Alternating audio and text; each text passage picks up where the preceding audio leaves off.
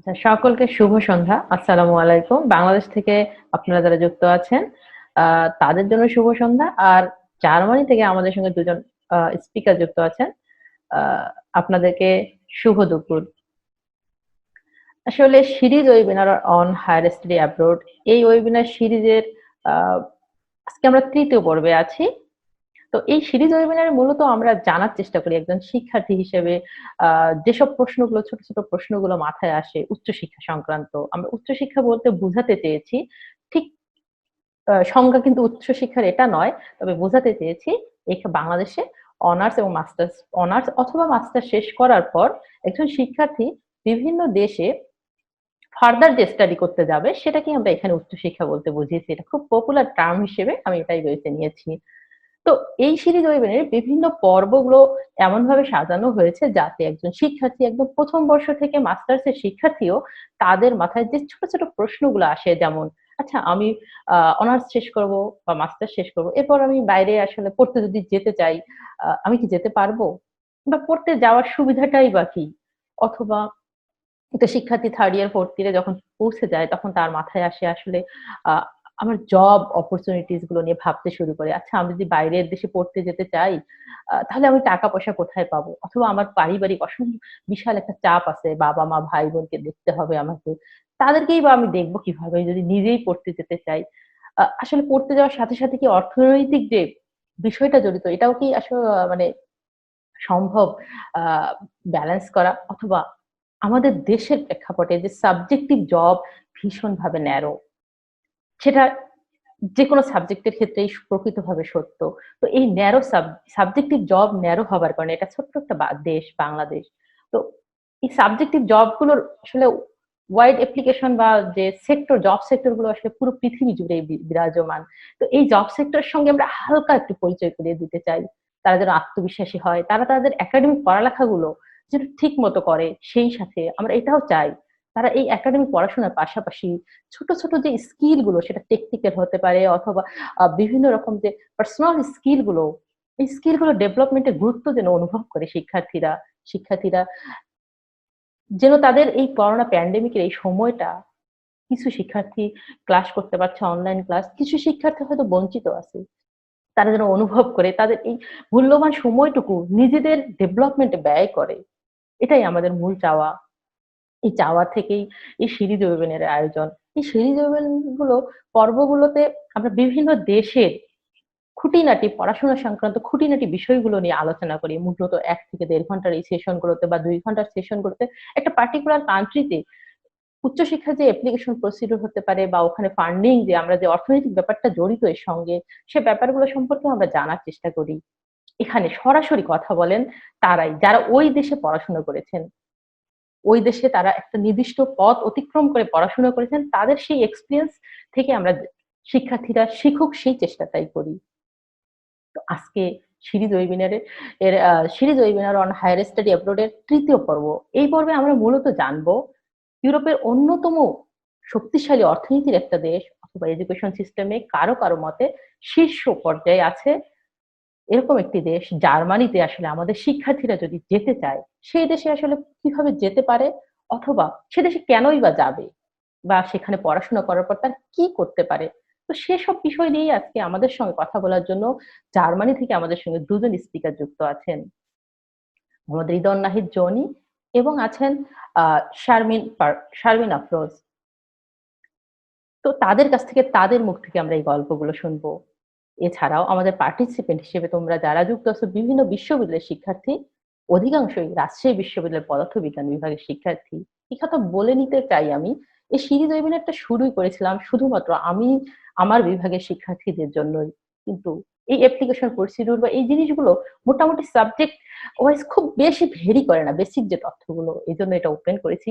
সব দেশে, সব বিশ্ববিদ্যালয়ের সব বিভাগের যে কোনো শিক্ষার্থী বা যে কোনো আগ্রহী ব্যক্তি চাইলে এই ওয়েবিনার যুক্ত হতে পারেন। তো এই ওয়েবিনার গুলোতে সরাসরি শিক্ষার্থীরা জিজ্ঞেস করতে পারবে তাদের মনে যত প্রশ্ন আছে, খোলামেলা প্রশ্নের জবাব, যে কোনো প্রশ্ন জিজ্ঞেস করতে পারবে। এটাকে চেষ্টা করেছি যতটুকু সম্ভব ইনফরমাল রাখার, খুব বেশি নিয়ম কানুনের বন্ধ দ্বারা বাঁধানো হয়নি এই প্রোগ্রামটাকে। আরেকটা বিষয় হচ্ছে এই প্রোগ্রামে আমাদের স্পিকার এখন পর্যন্ত যে ২ টো পর্ব হয়ে গেছে বা আজকের পর্বে স্পিকাররা যে প্রেজেন্টেশন বা যে বক্তব্য দিবে তারা একটা স্লাইড আকারে দেবে। সো এই স্লাইড গুলো আমরা আমাদের পার্টিসিপেন্টের মধ্যে পরবর্তীতে দিয়ে দিই, যাতে তারা এই ১-১.৫ ঘন্টার এই সেশনে সবগুলো তথ্য তাদের মাথায় থাকবে না, এটা আমরা জানি। সো এই স্লাইড গুলো দেখে যাতে তারা পরবর্তীতে যেসব ইনফরমেশন প্রয়োজন সেগুলো নিতে পারে এবং নিজে নিজে চেষ্টা করে এগিয়ে যেতে পারে। হ্যাঁ, আমরা খুব বেশি অনেক বেশি পর্ব করব না, কিন্তু আমরা চাইবো এই সিরিজ ওয়েবিনারের প্রতিটা পর্ব ঠিক এভাবেই সাজানো হয়েছে যাতে এই কয়েকটা পর্ব তারা অ্যাটেন্ড করার পর নিজে নিজে বাকি পথগুলো পাড়ি দিতে পারে। তো আমি আর কথা বেশি বাড়াবো না, আমাদের আজকে দুজন স্পিকারের জন্য ফলো ছেড়ে দেব। তো আমাদের মাঝে আমি একটু আগেই বলেছি স্পিকার হিসেবে আছেন মোস্ট শারমিন আফরোজ। তিনি রাজশাহী বিশ্ববিদ্যালয়ের পদার্থবিজ্ঞান বিভাগেরই প্রাক্তন শিক্ষার্থী। এরপর তিনি মাস্টার্স করেন ফাংশনাল ম্যাটেরিয়ালস ডিপার্টমেন্ট থেকে ফিলিপস মার্বো ইউনিভার্সিটি থেকে। এছাড়া আমাদের মধ্যে স্পিকার আছেন মোহাম্মদ রিদন নাহিদ জনি। তিনি ব্যাচেলর করেছেন খুলনা বিশ্ববিদ্যালয় থেকে, এখন মাস্টার্স করছেন মেট্রোলজি ডিপার্টমেন্টে লাইবনিজ ইউনিভার্সিটিতে। তো আপনাদের দুজনকে আবারও স্বাগত জানাচ্ছি। তো এছাড়া আমাদের সঙ্গে পার্টিসিপেন্ট হিসেবে যুক্ত আছে আসলে বিভিন্ন বিশ্ববিদ্যালয়ের শিক্ষার্থী।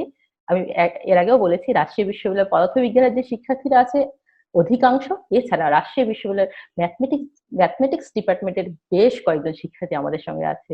এছাড়া রেজিস্ট্রেশন ফর্ম অনুসারে যদি দেখি, এছাড়া আমাদের সঙ্গে বাংলাদেশ আরবি ইউনিভার্সিটির শিক্ষার্থী আছে রুয়েটের শিক্ষার্থী, আছে খুলনা বিশ্ববিদ্যালয়ের শিক্ষার্থী। তোমাদের সবাইকে স্বাগতম। সো আমি প্রথমেই মোহাম্মদ রিদওয়ান নাহিদ জনিকে তার বক্তব্য উপস্থাপন করার জন্য অনুরোধ করব। মোহাম্মদ রিদওয়ান নাহিদ জনি, আবারও বলছি, সে খুলনা বিশ্ববিদ্যালয় থেকে পদার্থবিজ্ঞান বিভাগে ব্যাচেলর শেষ করেছে। এখন সে মেট্রোলজি ডিপার্টমেন্টে লাইবনিজ ইউনিভার্সিটির মেট্রোলজি ডিপার্টমেন্টে এমএসসি ছাত্র হিসেবে আছে। মোহাম্মদ রিদওয়ান নাহিদ জনি। আসসালামু আলাইকুম সবাইকে, ধন্যবাদ ম্যাডাম। আমার আমার সবাই কি বলবো, ম্যাডাম সবকিছু বলে দিল। হ্যাঁ, আমি হচ্ছে খুলনা ইউনিভার্সিটি থেকে ফিজিক্স ডিপার্টমেন্টে হচ্ছে ব্যাচেলর কমপ্লিট করি। হ্যাঁ, এখন হচ্ছে মাস্টার্স করতেছি লিবনিজ ইউনিভার্সিটি থেকে। আচ্ছা, আমি কি হচ্ছে মাইক্রোফোন ইউজ করবো না এইভাবে কথা শোনা যাচ্ছে ভালো? এখন বেশ ভালোই শোনা যাচ্ছে। কারো কি সমস্যা হচ্ছে হলে একটু লিখতে পারেন আপনারা।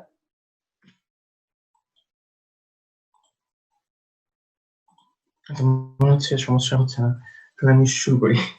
আচ্ছা, আমি আমার সম্পর্কে তো ম্যামও বলে দিলেন আমি কোথা থেকে পড়ছি এবং কি করছি। আমি হচ্ছে বেসিক্যালি যখন আমাকে ম্যাম বলেন যে একটা ওয়েবিনার বা একটা সিরিজ করা হবে, তখন হচ্ছে মাথায় আসলে যে আমি কি বলবো। তখন ভাবলাম যে কি বলা যায়, তখন ভাবলাম যে একটা গল্প বলি, যে আমি কিভাবে ব্যাচেলর শেষ করে চলে আসলাম জার্নিতে। আমি বলতেছি যে আমি হচ্ছে 2019 সালে এপ্রিল মাসে আমার ব্যাচেলর রেজাল্ট দিছে। আমার পরীক্ষা শেষ হচ্ছে ডিসেম্বর মাসে, এবং 2019 সালের এপ্রিলে রেজাল্ট বের হওয়ার পর 2019 সালের অক্টোবর মাসে আমি জার্মানিতে আসি। মানে পরের সেমিস্টার, সেই সেমিস্টার আমি ধরি। সো অনেক কম সময়ের মাঝে আমি হচ্ছে জার্মানিতে আসি। তো আমি এই গল্পটাই বলবো যে কিভাবে, কেন হুট করে আমার মাথায় চিন্তা হলো যে আমি জার্মানিতে কেন যাবো, বা কোন কোন ওয়েবসাইট লাইক হচ্ছে ড্যাট, আরো কিছু ওয়েবসাইট যারা আমাকে প্রচন্ড হেল্প করছে এখানে আসার জন্য। আর আমি রিসার্চ করে দেখছি যে কি কি রিকোয়ারমেন্টস, কিভাবে অ্যাপ্লাই করতে হয়, কোন কোন ওয়েবসাইট থাকে যেগুলো আমাকে হেল্প করছে এখানে আসার জন্য। সো প্রথমে যখন আমি ব্যাচেলর করি, ব্যাচেলরে ফোর্থ ফোর্থ ইয়ার সেকেন্ড সেমিস্টারে, তখন হুট করে মনে হলো যে আমি না, বাইরে করতে যাব। তখন মনে হলো যে কেন বাইরে করতে যাবো, এই জিনিসটা মাথায় ফার্স্টে আসলো যে কেন করতে যাবো। কারণ আহ সেই জিনিসটা হচ্ছে মাথায় আসলে কেন করতে যাব। দেন আমি হচ্ছে কয়েকটা জিনিস উপলব্ধি করলাম, যে এই জিনিসটা হচ্ছে ফার্স্টে জার্মানিতে এসে সবচেয়ে বেশি উপলব্ধি করছি যে কেন আমার বাইরে পড়তে আসা উচিত। লাইক ফিজিক্স, আমি বেসিক্যালি ফিজিক্স থেকে পড়ছি। আমি ফিজিক্সের গল্পটাই বলবো, যে ফিজিক্স বাংলাদেশে কিভাবে পড়ানো হয়। আমি আমার মনে হয় প্রায় প্রতিটা বিশ্ববিদ্যালয়ে আমি যেভাবে পড়ছি সেম ভাবে পড়ানো হয়, যে টিচাররা ক্লাসে লেকচার দেন এবং সেই লেকচার গুলো আমরা হচ্ছে মোটামুটি ভাবে বুঝে মেমোরাইজ করে পরীক্ষা দিই।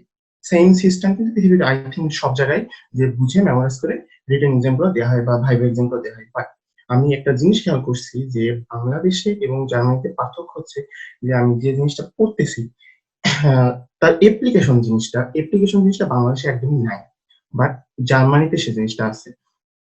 লাইক আমি উদাহরণ দিচ্ছি। আমি হচ্ছে ফিজিক্স থেকে পড়ছি। আমি ১ম এ আসছি হচ্ছে প্যারাগন ইউনিভার্সিটি ফিজিক্সে মাস্টার্স করার জন্য। দেন আমি চেঞ্জ করে মেট্রোলজিতে সুইচ করছি। যখন আমি প্যারাগন ইউনিভার্সিটিতে পিওর ফিজিক্সে মাস্টার্স করতেছিলাম, ফার্স্ট সেমেস্টার ওখানে করছি। ওখানে আমার একটা সাবজেক্ট ছিল অ্যাডভান্সড কোয়ান্টাম মেকানিক্স।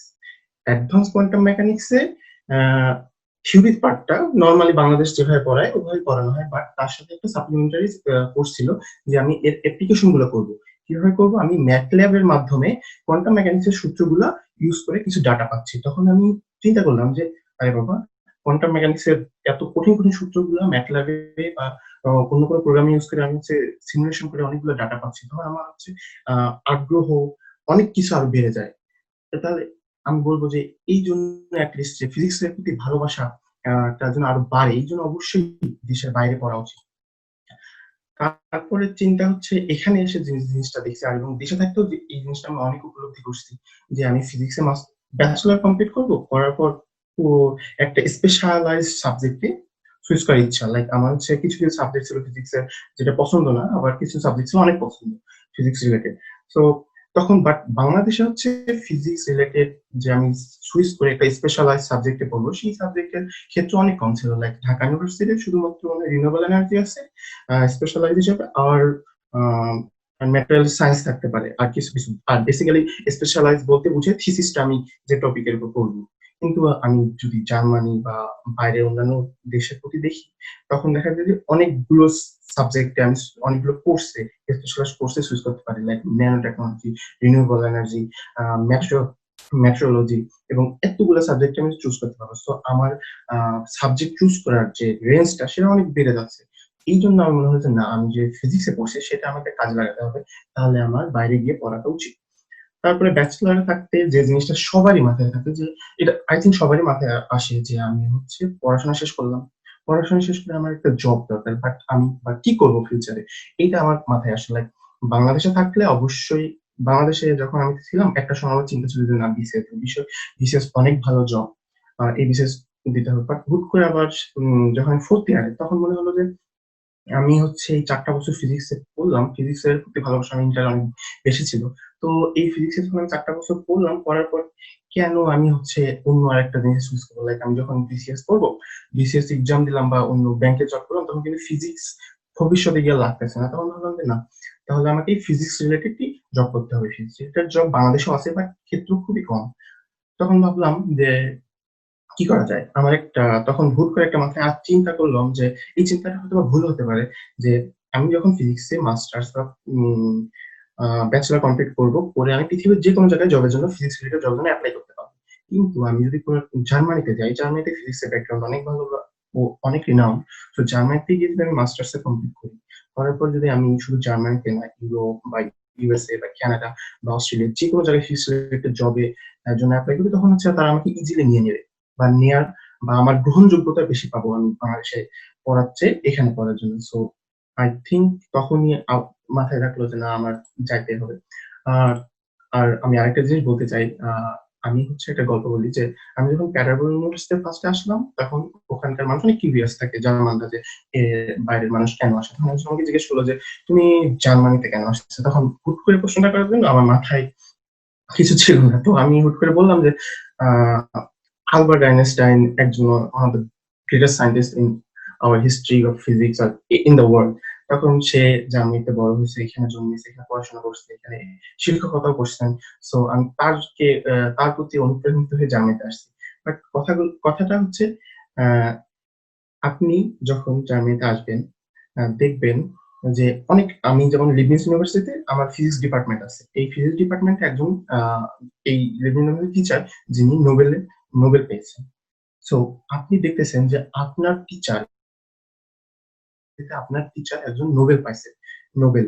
তখন আপনি আরো উদ্বুদ্ধ হবেন যে ফিজিক্সের প্রতি আরো আ আ অ্যাটেনশন পাবেন।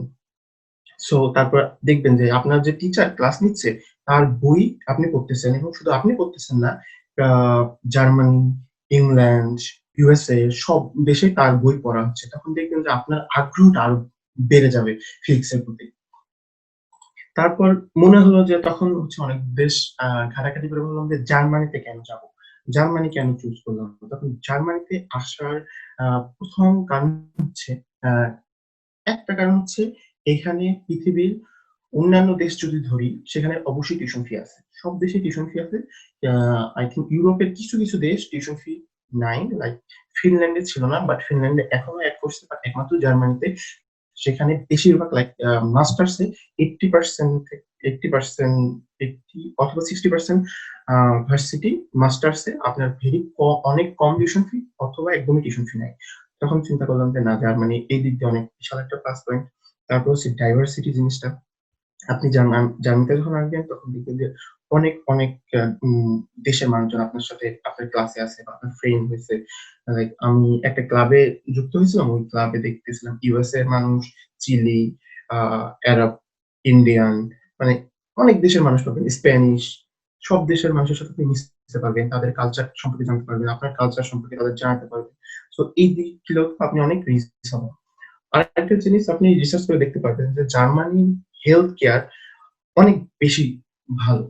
আপনি যদি কম্পেয়ার করেন অনেক দেশের চাইতেও জার্মানির হেলথ কেয়ারটা অনেক ভালো। এখানকার আর মজার ব্যাপার হচ্ছে যখন আমি করোনার যে অনেক ভালোভাবে জার্মানি ট্যাকেল দিয়েছিল। সো এটা অনেক ভালো একটা কারণ আমি রিসার্চ করে পাইছি যে হেলথ কেয়ার এর জন্য জার্মানি অনেক ভালো অ দেশ। আর যেই জিনিসটা আমাকে সবচেয়ে বেশি আকর্ষিত করছে সেটা হচ্ছে আমি জার্মানিতে আসলে মানে ইউরোপের ২৬ টা দেশে ইজিলি ঘুরতে পারবো। এই জিনিসটা সবচেয়ে বেশি আমাকে অ্যাট্রাক্ট করছে যে আমি একটা দেশে আসলাম এবং ২৬ টা দেশে ঘুরতে পারবো এবং দেশগুলো অনেক সুন্দর লাগে। ইতালি, ফ্রান্স, সব দেশগুলো অনেক সুন্দর। সব দেশগুলোতে ইজিলি ঘুরতে পারবো। এটা আরেকটা মোটিভেশন আমার জন্য, স্পেশালি আমার জন্য। তারপর যখন আমি এই ডিসিশন নিয়ে ফেললাম যে হ্যাঁ, আমি জার্মানিতে যাবো, তখন আমি অনেক চিন্তা ভাবনা করলাম যে কিভাবে কোন ওয়েতে আমার হচ্ছে এই ইনফরমেশন গুলো গ্যাদার করা যায়। তখন আমি হচ্ছে আ আমার বড় ভাইদের জিজ্ঞেস করলাম যারা জার্মানিতে আছেন। তারা আ একটা ওয়েবসাইটের নাম বলছে। সেই ওয়েবসাইটের নাম হচ্ছে DAT এবং লাকিলি আমি যখন 4th ইয়ারে লাস্ট সেমেস্টারে এই যারা DAT এর লোকজন আমাদের ইউনিভার্সিটিতে আসলে একটা সেমিনার করছিল। কিছু জার্মান আসছিল এবং বাংলাদেশের যারা DAT এর দায়িত্বে আছেন তারা সহ এসে একটি সেমিনার করছে। সো আমি ওই সেমিনার এবং বড় ভাই থেকে অনেক আগেই জানছিলাম যে ড্যাট সম্পর্কে। আর এই ড্যাট সম্পর্কে ছোট্ট কিছু বলতে গেলে আমি বিশেষ করে পাইছি যে এটা হচ্ছে ১৯২৫ সালে হয়েছিল। আবার বন্ধ হয়েছিল কোন কারণে ১৯৪৫ সালে। আবার খুলছে ১৯৫০ সালে। আর বর্তমানে এই ড্যাড এ ৩৬৫ টা জার্মান হায়ার এডুকেশন ইনস্টিটিউট আছে এর আন্ডারে। আমার মনে হয় এই জিনিসটা আরো বেশি। এটা হচ্ছে কয়েক বছর আগের রিসার্চ থেকে পাওয়া। সো আমার মনে হয় আরো বেশি। সো কথা না আমি একটু স্লাইডের দিকে যাই। স্লাইডে আমি যখন ড্যাড www.dad.de তে ঢুকবো তখন প্রায় নরমালি এমন একটা পেজ আসবে সামনে যে আমি কিভাবে আমার সুইটেবল আ ভার্সিটি গুলা পাবো। সো ১ম এ যখন আমি আসবো এই ৩ টা আ অ অপশন আসবে study and research Germany, study research a teach abroad আরো ২ টা। তখন আমাকে ক্লিক করতে হবে হচ্ছে স্টাডি অ্যান্ড রিসার্চ জার্মানিতে ক্লিক করতে হবে। ক্লিক করার পর দেখবো যে ৩ টা অপশন আছে। ৩ টা অপশনের মধ্যে 2nd অপশন হচ্ছে কোর্স অফ স্টাডি। এখানে একটা অপশন হচ্ছে ইন্টারন্যাশনাল প্রোগ্রামস।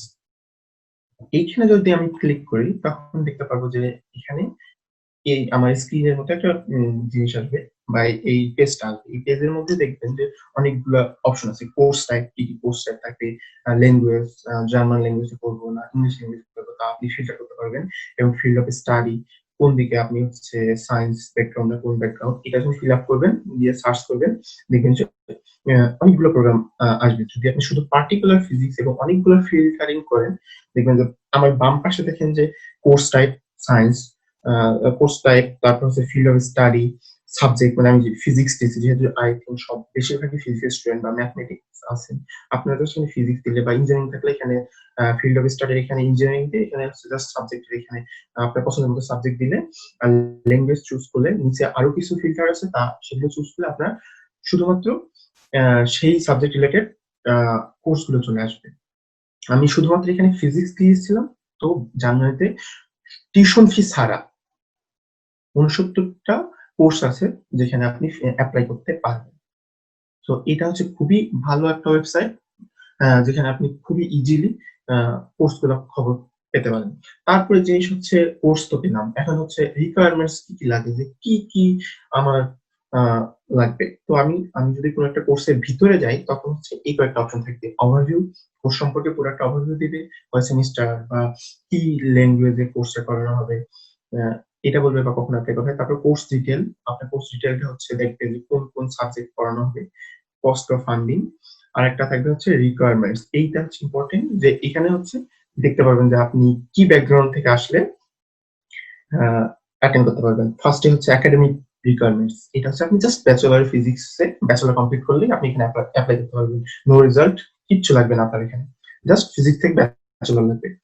সেকেন্ড অপশন, যে জিনিসটা অনেক ইম্পর্টেন্ট, এটা হচ্ছে ল্যাঙ্গুয়েজ রিকোয়ারমেন্টস। প্রথমটা হচ্ছে আপনি জার্মান যদি স্কিল ভালো থাকে তাহলে এপ্লাই করতে পারবেন, এবং সেকেন্ড ল্যাঙ্গুয়েজটা হচ্ছে আইএলটিএস। এই আইএলটিএসটা আপনাকে অনেক কেয়ারফুলি দিতে হবে। লাইক আইএলটিএস এর প্রিপারেশন একটু আগে থেকেই শুরু করা ভালো। আমি বলব, আমি যখন পরীক্ষা শেষ হয় আমার ডিসেম্বরের মাঝামাঝিতে পরীক্ষা শেষ হয়। আমি জানুয়ারি থেকেই আইএলটিএস এর প্রিপারেশন নেওয়া শুরু করি। তো আপনারাও যারা, যারা বাইরে আসতে ইচ্ছুক আইএলটিএস এর প্রিপারেশনটা নেওয়া শুরু করবেন। আর টুকটাক ইংলিশ সম্পর্কে অবশ্যই আগে থেকে পড়া উচিত। লাইক কোন গল্পের বই, আ অনেক লিটারেচার আছে যে গল্পের বইগুলো আপনি অনেক সহজ গল্পের বই বা পেপার পড়া এইসব পড়লে আপনার ইংলিশ নলেজটা আরো বেড়ে যাবে। তখন হচ্ছে আইএলটিএস খুবই কম সময়ের মধ্যে আপনি অনেক আপনার ডিজায়ারেবল রেজাল্ট পেয়ে যাবেন। আর জার্মানিতে মূলত আ আইএলটিএস এ যারা জানেন না, আমি বলি আইএলটিএস এর ৪ টা মডিউল থাকে। Listening, speaking, reading, writing. এই ৪ টা মডিউলে 6 থাকলে মোটামুটি আ অনেকগুলো ইউনিভার্সিটি এপ্লাই করা যায়। কোন 6.5 চাই। আ সো সবচেয়ে সিকিউর স্কোর হচ্ছে 7 পেলে আপনি আই থিংক জার্মানির সব আ ভার্সিটিতে এপ্লাই করতে পারবেন। তারপরে অপশন থাকবে হচ্ছে অ্যাপ্লিকেশন ডেডলাইন। এখানে দেয়া থাকবে যে নন ইউ অ্যাপ্লিক্যান্টস, মানে হচ্ছে আমরা যারা হচ্ছে ইউরোপের বাইরের স্টুডেন্ট তারা হচ্ছে ২ টা, এটা হচ্ছে সামার সেমিস্টারে এবং উইন্টার সেমিস্টারে এডমিশন নেয়। সেই সময় হচ্ছে সেই ডেডলাইন গুলো দেওয়া থাকে। এবং ডান পাশে মজার ব্যাপার হচ্ছে এখানে এই ড্যাড এর ওয়েবসাইটে দেখবেন যে একটা প্রফেসর বা লেকচারার বা অ্যাসিস্ট্যান্ট প্রফেসর যেকোনো যে কোর্স অ্যাসিস্ট্যান্ট বা যে কোর্সটার দায়িত্বে আছেন তার ইমেইল অ্যাড্রেস সহ তার অ্যাড্রেস দেওয়া থাকে। সো আপনার যেকোনো প্রবলেম, যেকোনো সমস্যা তাকে মেইল করতে পারেন। জার্মানরা ১ বা ২ দিনের মাধ্যমেই আপনাকে অবশ্যই মেইলে রিপ্লাই দিবে। সো আমি দেখলাম যে আমার রিকোয়ারমেন্টস আ দেখলাম যে কি, কি লাগে। সো বুঝে ফেললাম যে তারপরের ধাপ হচ্ছে যে রিকোয়ারমেন্টস এ যখন আপনি ভিতরে যাবেন তারা কি, কি জিনিস চায়। সেই জিনিস চাওয়ার মধ্যে ফার্স্ট যে জিনিসটা চাই সেটা হচ্ছে মোটিভেশনাল লেটার বা স্টেটমেন্ট অফ পারপাস। লাইক যে আমি আমার আগের স্লাইডে দেখলাম যে এখানে হচ্ছে কিছু, কিছু ইউনিভার্সিটি আছে আপনার রেজাল্ট দেখতেছে না। বাট কিছু ইউনিভার্সিটি আবার রেজাল্ট দেখতেছে। সো তাদের মূল দায়িত্বটা হচ্ছে যে জিনিসটার মধ্যে এরা বেশি দেখে সেটা হচ্ছে মোটিভেশনাল লেটার। তাকে আপনাকে একটা লেটারের মাধ্যমে কনভিন্স করতে হবে যে এই ইউনিভার্সিটিতে আমি কেন পড়বো বা তারা আমাকে কেন নিবে। এই মোটিভেশন লেটারটা হচ্ছে নরমাল ভাবেই লিখতে হয়। নরমালি হচ্ছে আপনি লিখতে পারেন যে, আমি ছোটবেলায় কিভাবে সায়েন্সের প্রতি অ্যাট্রাক্টেড হলাম। তারপরে আপনার কোর্স সম্পর্কে বলতে পারেন যে, এই কোর্স আমি ভার্সিটিতে কোন, কোন কোর্স করছি, কোন, কোন কোর্স করে অনেক মজা পাইছি। দেন আবার বলতে পারেন যে আমি অনেক আমি অনেক enthusiasm যে তারা কেন আমাকে নিবে, এবং আপনি এক্সট্রা কারিকুলার এক্টিভিটিস সম্পর্কেও বলতে পারেন এই মোটিভেশন লেটার বা এসওপি এর মধ্যে। এবং সবচেয়ে মজার হচ্ছে এখানে একটা ট্রিকস হচ্ছে আপনি যে সাবজেক্টে এপ্লাই করবেন সেই সাবজেক্ট রিলেটেড যে কোর্স গুলো আপনি ব্যাচেলরে করছেন ওই কোর্স গুলো যদি আপনি হাইলাইট করে দেন এই মোটিভেশনাল লেটারে, তখন হচ্ছে আপনার মোটিভেশনাল লেটারটা অনেক গ্রহণযোগ্যতা বেশি পাবে। তারপরের অপশন হচ্ছে রিকমেন্ডেশন লেটার। এটাও অনেক ইউনিভার্সিটি চায়। রিকমেন্ডেশন লেটারটা হচ্ছে দেয় প্রফেসর বা আপনার কোর্স টিচার, সেটা লেকচারার হতে পারে, অ্যাসিস্ট্যান্ট প্রফেসর হতে পারে, অ্যাসোসিয়েট প্রফেসর হতে পারে। আপনার টিচার যিনি আপনার ক্লাস নিয়েছেন তিনি আপনার সম্পর্কে কিছু লিখবে। এটা দিতে হয়। বাট রিকমেন্ডেশন লেটার লেখার মধ্যে একটা আমি টিপস বলি যে কখনোই হচ্ছে রিকমেন্ডেশন লেটার ডিরেক্টলি আ আ টিচারকে বলবেন, না বলা উচিত যে আপনি লেটারটা লিখে দেন। ফার্স্ট এ হচ্ছে আপনি নিজেই নিজের সম্পর্কে একটা লিখতে হবে। গিয়ে প্রফেসরকে দিতে হবে বা টিচারকে দিতে হবে। দেন টিচার সেইটা দেখবে, দেখে কারেকশন করবে, মডারেশন করবে, করে পাঠাবে। এবং আ ভার্সিটি গুলা হচ্ছে ২ ভাবে রিকমেন্ডেশন লেটার চায়। ফার্স্ট এ হচ্ছে ডিরেক্ট টিচারকে বলে পাঠায় দিতে। সেকেন্ড এ হচ্ছে আপনি নিয়ে দেন আপনি আবার পাঠায় দিবেন, সেটা চায়। বাট আরেকটা জিনিস হচ্ছে আপনি এসওপি তে যে কথাগুলো লিখবেন তার একটু হাইলাইট রিকমেন্ডেশন লেটার যদি দেন তাহলে হচ্ছে তাদের গ্রহণযোগ্যতা বেশি পাবে। দেন থার্ড অপশন হচ্ছে সিভি। সিভি আই থিংক সবাই জানে। সিভিতে সব পরীক্ষা বা এক্সাম বা সেখানে যেখানে যাবো সেখানে সিভি লাগে। আর জার্মানিতে স্পেশালি যদি আপনি এপ্লাই করতে চান, এরা হচ্ছে একটা ফরমেট পছন্দ করে, সেটা হচ্ছে ইউরোপাস নামে একটা ফরমেট আছে, ওয়েবসাইট আছে, সেখানে গিয়ে আপনি সিভি বানাতে পারবেন। সেই ফরমেটটা এরা সবচেয়ে পছন্দ করে। ফরমেটটার নাম হচ্ছে ইউরোপাস ওয়েবসাইট। এই ওয়েবসাইটে গেলে দেখতে পারবেন যে কি ফরমেটে সিভি বানান। এখানে ওই লাইক হচ্ছে আমি যেভাবে ফিল্টার করছি, ফিল্টারের মধ্যে অপশন থাকবে, ওই অপশনে আপনার নাম দিবেন, যা যা চাবে সেটা ফিল আপ করলে আপনি হচ্ছে সিভি অটোমেটিক্যালি তৈরি হয়ে আসবে। আর লাস্টে হচ্ছে নোটারি। নোটারি বলতে হচ্ছে সত্যায়িত। বাংলাদেশে নরমালি হচ্ছে আমরা সত্যায়িত করি কিভাবে, ফার্স্ট ক্লাস গেজেটেড অফিসারের কাছে গেলে তাদের মধ্যে সত্যায়িত করি। বাট জার্মানিতে অ্যাপ্লাই করার মধ্যে ফার্স্ট ক্লাস গেজেটেড অফিসার না, এটা হচ্ছে আপনি আপনার পার্শ্ববর্তী কোনো উকিলের কাছে যাবেন বা তার কাছে গেলে তিনি আপনাকে নোটারি করে দিবেন, তিনি সত্যায়িত করবে। এটা একটা ওয়ে উকিলের মাধ্যমে। আরেকটা ওয়ে হচ্ছে আপনি এম্বাসিতে যাবেন, জার্মান এম্বাসি থেকে আপনার ডকুমেন্টস গুলো আছে সেই ডকুমেন্ট গুলো দিবেন, তারা হচ্ছে নোটারি বা চেক করে বা সত্যায়িত করে দিবে। এই দুইটা ওয়ের মাধ্যমে। এই চারটা জিনিস হচ্ছে অ্যাপ্লাই করার জন্য খুবই মোস্ট ইম্পর্টেন্ট জিনিস। তারপরে হচ্ছে আমার মাথায় থাকলো যে কিভাবে আমি হচ্ছে অ্যাপ্লাই করব জার্মানিতে। জার্মানিতে অ্যাপ্লাই করার হচ্ছে আমি আহ, 3টা ওয়ে দেখছি এখন পর্যন্ত। 3টা ওয়ের মধ্যে হচ্ছে প্রথমে হচ্ছে অনলাইন অ্যাপ্লাই। অনলাইন অ্যাপ্লাই বলতে আপনি শুধুমাত্র আপনার ডকুমেন্টস মেইল এর মাধ্যমে প্রফেসরকে মেইল করবেন। আপনাকে কোনো ডকুমেন্টস সাবমিট করতে হবে না, কিচ্ছু করতে হবে না। জাস্ট আপনার ডকুমেন্টস গুলো জাস্ট প্রিন্ট আউট স্ক্যান করে প্রফেসর বা টিচার, ওই কোর্স রিলেটেড টিচার কাছে দেখতে পাবেন। এটা হচ্ছে একটা রিকোয়ারমেন্টস জিগেন ইউনিভার্সিটি। সেখানে দেখবেন যে application including all PDF file should be send by email. এটা জাস্ট বলছে ইমেলের মাধ্যমে পাঠিয়ে দিন, আর কিচ্ছু করা লাগবে না। বাট এই টাইপের অ্যাপ্লিকেশন খুবই কম, লাইক ফিজিক্সের ক্ষেত্রে 2-3টা ইউনিভার্সিটি পাবেন শুধুমাত্র অনলাইনে অ্যাপ্লাই করতে। আরেকটা ওয়ে হচ্ছে আপনাকে অনলাইনে অ্যাপ্লাই করতে হবে এবং সাথে আপনাকে ডকুমেন্টসও সাবমিট করতে হবে। এটা হচ্ছে আমার ইউনিভার্সিটির একটা রিকোয়ারমেন্টস। এখানে হচ্ছে একদম সাবমিট অ্যাপ্লিকেশন বলতে এখানে একটা লিঙ্ক দেওয়া আছে। এই লিঙ্কে যখন যাবেন দেখবেন যে সুন্দর করে ওদের কিছু রিকোয়ারমেন্টস থাকে, ঘরগুলো থাকে, আপনার নাম, আপনার অ্যাড্রেস, আপনার ডকুমেন্টস গুলো অনলাইনে সাবমিট করতে হবে। সেই ডকুমেন্ট গুলো অনলাইন সাবমিট করার পর ফুল একটা অ্যাপ্লাই করার পর ওদের ওয়েবসাইটে গিয়ে 3 বছর একটা ফর্ম দিবে। সেই ফর্ম গুলা সহ এবং আপনার যে ডকুমেন্ট আছে, মানে ডকুমেন্ট কত সার্টিফিকেট আছে, SSC certificate, BCS certificate, IELTS certificate, সব ওগুলো আবার নোটারি করা সার্টিফিকেট গুলো সহ তাকে আবার ডিএসএল বা ডাকযোগে আপনাকে আবার তাদের ইউনিভার্সিটিতে পাঠাতে হবে। এইভাবে এটা হচ্ছে আরেকটা ওয়ে অ্যাপ্লাই করার। আরেকটা ওয়ে এটা হচ্ছে মনে করেন আপনি 15 বা হ্যাঁ মোটামুটি 15% ইউনিভার্সিটিতে এই ওয়েতে অ্যাপ্লাই করা হয়, বা 15 বা 20% ইউনিভার্সিটি। বাট সবচেয়ে বেশি ইউনিভার্সিটিতে যেটা তো আপনি পাবেন সেটা হচ্ছে ইউনি অ্যাসিস্টের মাধ্যমে। এটা হচ্ছে একটা সংস্থা আহ, যারা হচ্ছে সেবা দান করে, আহ, আপনার সেবা দান করে আপনাকে হেল্প করবে অ্যাপ্লাই করার জন্য। এই ইউনিভার্সিটি কিভাবে বুঝবেন যে আপনার হচ্ছে এই দেখেন নিচের মধ্যে সাবমিট অ্যাপ্লিকেশনে লেখা থাকবে কেয়ার অফ ইউনিভার্সিটি, মানে হচ্ছে তাকে এই ইমেজের মাধ্যমে পাঠাতে হবে। ইমেজ সিস্টেম কিভাবে আমি অ্যাপ্লাই করবো, জাস্ট আমার যে ডকুমেন্টস আছে নোটারিকৃত ডকুমেন্টস, ওই ডকুমেন্টস গুলো আমাকে স্ক্যান করতে হবে। এদের ওয়েবসাইটে গেলে দেখবেন যে অনেকগুলো ফিল আপ অপশন থাকবে এবং ওই ডকুমেন্টস গুলো চাবে আপনাকে, ওই ডকুমেন্টস গুলো ওখানে সাবমিট করতে হবে। সাবমিট করার পর আবার আপনাকে এই ডকুমেন্ট গুলো আবার ডাকযোগে বা ডিএসএল এর মাধ্যমে জার্মানিতে পাঠাতে হবে। পাঠানোর পর তারা সরি এই ডকুমেন্টস গুলো ভালো মতো চেক করবে যে একটা ফল্ট আছে কিনা, কোনো কিছু ঝামেলা আছে কিনা, চেক করে আপনাকে একটা লেটার পাঠাবে যে হ্যাঁ আপনি হচ্ছে জার্মানিতে অ্যাপ্লাই করার যোগ্য, এবং আপনার এই ডকুমেন্টস এর ওভারভিউ ভার্সিটিতে পাঠাবে যে হ্যাঁ এ হচ্ছে অ্যাপ্লাই করার যোগ্য। দেন বাট এই ইমেল সিস্টেমের মাধ্যমে যখন আপনি অ্যাপ্লাই করবেন তখন কিছু টাকা আপনাকে দিতে হবে। লাইক এক্সাম্পল আমি দিই, একমাত্র প্রথমে যখন আপনি একটা কোর্স, এটা হচ্ছে একটা সেমিস্টার, কারণ হচ্ছে একটা সেমিস্টারের প্রথম কোর্সে যখন আপনি অ্যাপ্লাই করবেন তখন আপনাকে 75 ইউরো দিতে হবে। 75 ইউরো দিতে হবে। আপনি যখন পরের আরেকটা কোর্সে অ্যাপ্লাই করবেন তখন 30 ইউরো দিতে হবে। সো প্রথম কোর্সটাই শুধুমাত্র একটা কোর্সে যেখানে হচ্ছে 75 ইউরো দিতে হয়, এবং পরের যতগুলা কোর্স মানে যে কোনো ইউনিভার্সিটির যে কোনো কোর্সে অ্যাপ্লাই করেন 30 ইউরো করে দিতে হবে। Like, আপনার কাছে যদি 10টা কোর্স সিলেক্ট করেন, সাপোজ 5টা ইউনিভার্সিটি 10টা কোর্স সিলেক্ট করলেন, তখন হচ্ছে কি প্রথম কোর্সটা 75 ইউরো, বাকি 9টা কোর্স হচ্ছে 30 ইউরো 30 ইউরো 30 ইউরো করে সাম আপ হবে। সাম আপ হওয়ার পর যখন আপনি টাকাটা তাদের মাধ্যমে তাদের কাছে দিবেন, তখনই হচ্ছে তারা আপনার অ্যাপ্লিকেশন প্রসিডিউর শুরু করবে, তার আগে শুরু করেন তারা।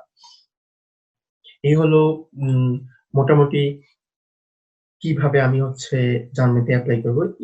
এটাই হচ্ছে মোটামুটি ওভারভিউ একটা। আর আপনি হচ্ছে আমি পুরোপুরি এই কথাগুলা বা এই সম্পর্কে ডিটেইলস আর্টিকেল আকারে যদি খুঁজতে চান, সেটা হচ্ছে বাংলাদেশের খুবই ভালো একটা ওয়েবসাইট আছে শুধুমাত্র জার্মানির জন্য, জার্মান প্রবাসী। এই ওয়েবসাইটে গেলে আপনি আই থিংক সবকিছু পেয়ে যাবেন, যে কিভাবে এপ্লাই করতে হয়, এপ্লাই করার পরের প্রসিডিউর, এমনকি হচ্ছে আপনি কি কি জিনিস কিনবেন জার্মানিতে আসার জন্য, সেই সব সম্পর্কেও বলা আছে এই ওয়েবসাইটে। সো এই ওয়েবসাইটে অবশ্যই যেতে হবে। আর আমি বারবার এই জিনিসটা খুবই ভালো করে বলি যে জার্মানিতে আসার জন্য কখনোই কোনো থার্ড পার্টির কাছে যাইতে হয় না, যে সব প্রকারের ইনফরমেশন নেটেই পাওয়া যায়।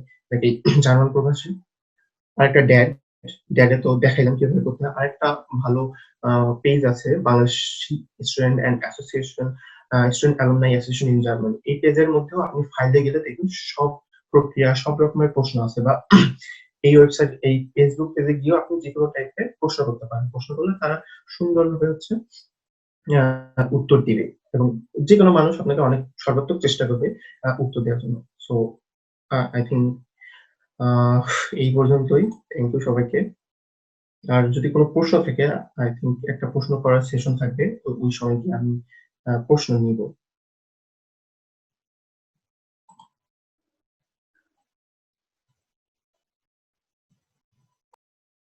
ধন্যবাদ রিদওয়ান নাহিদ জনি। আমরা জানলাম জনি ব্যাচেলর শেষ করেছে কত 2019 সালের এপ্রিলে, রাইট? জি, এপ্রিলে, এবং সে হচ্ছে মাস্টার্স প্রোগ্রামে ভর্তি হয় জার্মানিতে 2019 সালের অক্টোবরে। জাস্ট 6 মাসের মধ্যে সে জার্মানি গেছে। আমার মনে হয় জনি হচ্ছে এই সিরিজ অভিযানের সবচেয়ে কনিষ্ঠ বক্তা হবে।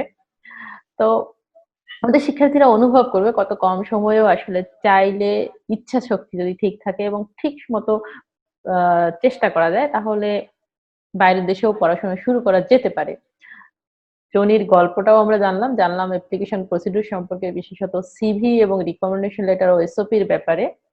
তো শিক্ষার্থীরা, আমাদের এর আগের সেশনগুলোতে এই ব্যাপারগুলো নিয়ে আলোচনা হয়েছে। তারা ধীরে ধীরে আরো এই ব্যাপারগুলো নিয়ে আরো বেশ কিছু সেশন আমাদের আসবে, সো আরো ডিটেইল তারা জানতে পারবে। আর একটা বিষয় হচ্ছে, তোমাদের যাদের প্রশ্ন আছে, তোমরা প্রশ্নগুলো আপাতত কিউ এন্ড এ সেকশনে লিখে রাখো। আমরা আমাদের দ্বিতীয় বক্তার বক্তব্য শেষ হলেই প্রশ্ন উত্তর পর্বে চলে আসব, একটুখানি অপেক্ষা করো। তো এবার আমাদের দ্বিতীয় বক্তাকে আমি বক্তব্য শুরু করার জন্য অনুরোধ করব। আমাদের দ্বিতীয় বক্তা মোসাম্মদ শারমিন আফরোজ। তিনি আমাদের রাজশাহী বিশ্ববিদ্যালয়ের পদার্থবিজ্ঞান বিভাগের শিক্ষার্থী, এবং সে আমার ডিরেক্ট স্টুডেন্ট ছিল। আমার খুব ভালো লাগছে আজকে শারমিনকে এখানে পেয়ে। তো শারমিন মাস্টার্স শেষ করেছে জার্মানির ফিলিপ মার্বুল ইউনিভার্সিটি থেকে। শারমিন, প্লিজ স্টার্ট ইউর টক। আসসালামু আলাইকুম সবাইকে। ম্যাম শুরুতে আমাকে আপনি করে বলছেন, আমি বেশ একটু ইতস্তত হয়েছি, কারণ হ্যাঁ এটাই যে আমারও সৌভাগ্য যে ম্যাম এবং স্যার সবাইকে আমরা পেয়েছি। আমরা যতদিন আমি অনার্স শেষ করছি ফিজিক্স থেকে রাজশাহী ইউনিভার্সিটি। তো এখানে জনির গল্পটা শুনে আমার সত্যি খুব ভালো লাগলো। আমার গল্পগুলো আমার চোখের সামনে ভেসে উঠতেছিল আমি যখন ওর কথাগুলো শুনতেছিলাম। তো আমার ব্যাচেলারের অনার্সের ফাইনাল রেজাল্ট আসে নভেম্বরের 17 তারিখ। অফিসিয়ালি আমার সার্টিফিকেটে এটা ডিসেম্বরের 1 তারিখ থেকে 2015 সালে। আর আমি এপ্রিল 2016 সেশনে এখানে চলে আসি। বাট এক্ষেত্রে আরেকটু ইন্টারেস্টিং যে উইদিন 4 মান্থস আমি কিভাবে আসলাম। সো জার্মানিতে হায়ার স্টাডিজের মূল্যটা যে কত বেশি ম্যাম তো অলরেডি বলেছেন। আর আমি আমার পার্সোনাল এক্সপেরিয়েন্সটা বলতে চাই, সেটা হচ্ছে আমি যে ইউনিভার্সিটি থেকে, ফিলিপস ইউনিভার্সিটি অফ মার্বুর্গ থেকে আমি অলরেডি মাস্টার্স কমপ্লিট করছি গত বছর সেপ্টেম্বরে। আমি অ্যাপ্লাই করেছিলাম ডেডলাইনের পরে। মানে এটা অনেকেই মনে করতে পারে যে ডেডলাইন শেষ, আমার অ্যাপ্লাইয়ের সুযোগ নাই। বাট আমি তারপরেও আমার আগ্রহ থেকে আমি জাস্ট এভরিথিং আমি প্রসিডিউরে সবকিছু কমপ্লিট করে বসেছিলাম শুধুমাত্র আমার অনার্সের সার্টিফিকেটটা তোলার জন্য, কারণ আমাদের রেজাল্ট হওয়ার পরেও জরুরি ভিত্তিতে করতে হলেও মিনিমাম 1 থেকে 2 সপ্তাহ লেগে যায়। আমি এখন জানি না, এখন হয়তো আরেকটু কম লাগতে পারে। তো পুরো ডকুমেন্ট রেডি করে সাবমিট করতে আমার ডেডলাইন 2 থেকে 3 দিন পার হয়ে গেছে। এরপরে আমি অ্যাপ্লাই করছি আমার ইউনিভার্সিটিতে ইউনি অ্যাসিস্টের মাধ্যমে। ইউনি অ্যাসিস্টের ব্যাপারটা অলরেডি জনি এক্সপ্লেইন করছে।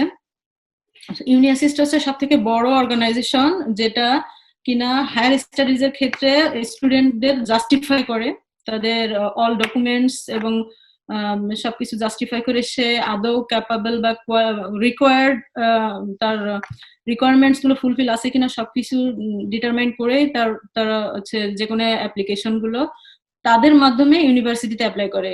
আর ইউনিভার্সিটি যখন ইউনি অ্যাসিস্টের মাধ্যমে অ্যাপ্লিকেশন গুলো পায় তখন তারা আলাদা করে আর কোনো খোঁজ খবর নেয় না।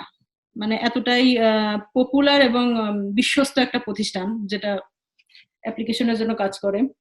সো আরো ইন্টারেস্টিং, আমি যখন 2016 সালের এপ্রিল সেশনের জন্য সামার সেমিস্টারের জন্য অ্যাপ্লাই করেছিলাম তখন আমার ইউনিভার্সিটিতে ইউনি অ্যাসিস্টের ফিটাও লাগেনি। আমি টোটালি ফ্রিতে অ্যাপ্লাইটা করেছি। এখন আমার পরের বছর থেকে হয়তো শুরু হয়েছে ফিটা নেওয়া। মানে তখনও আমার ইউনিভার্সিটিতে ফ্রি ছিল, কারণ আমার কোর্সটা একেবারে নতুন ছিল এবং এই কোর্সটা মূলত গঠনই করা হয়েছিল ইন্টারন্যাশনাল স্টুডেন্টদের জন্য। আমার প্রফেসর কক উনি বলেছিলেন যে আসলে আমাদের এখানে মানে এটা খুবই রেকর্ডকৃত যে আমাদের সাবজেক্টে জার্মান স্টুডেন্টদের থেকে ইন্টারন্যাশনাল স্টুডেন্ট বেশি, এবং সেটার অনুপাত অলমোস্ট আমাদের ব্যাচেই জার্মান স্টুডেন্ট ছিল 3 থেকে 4 জন।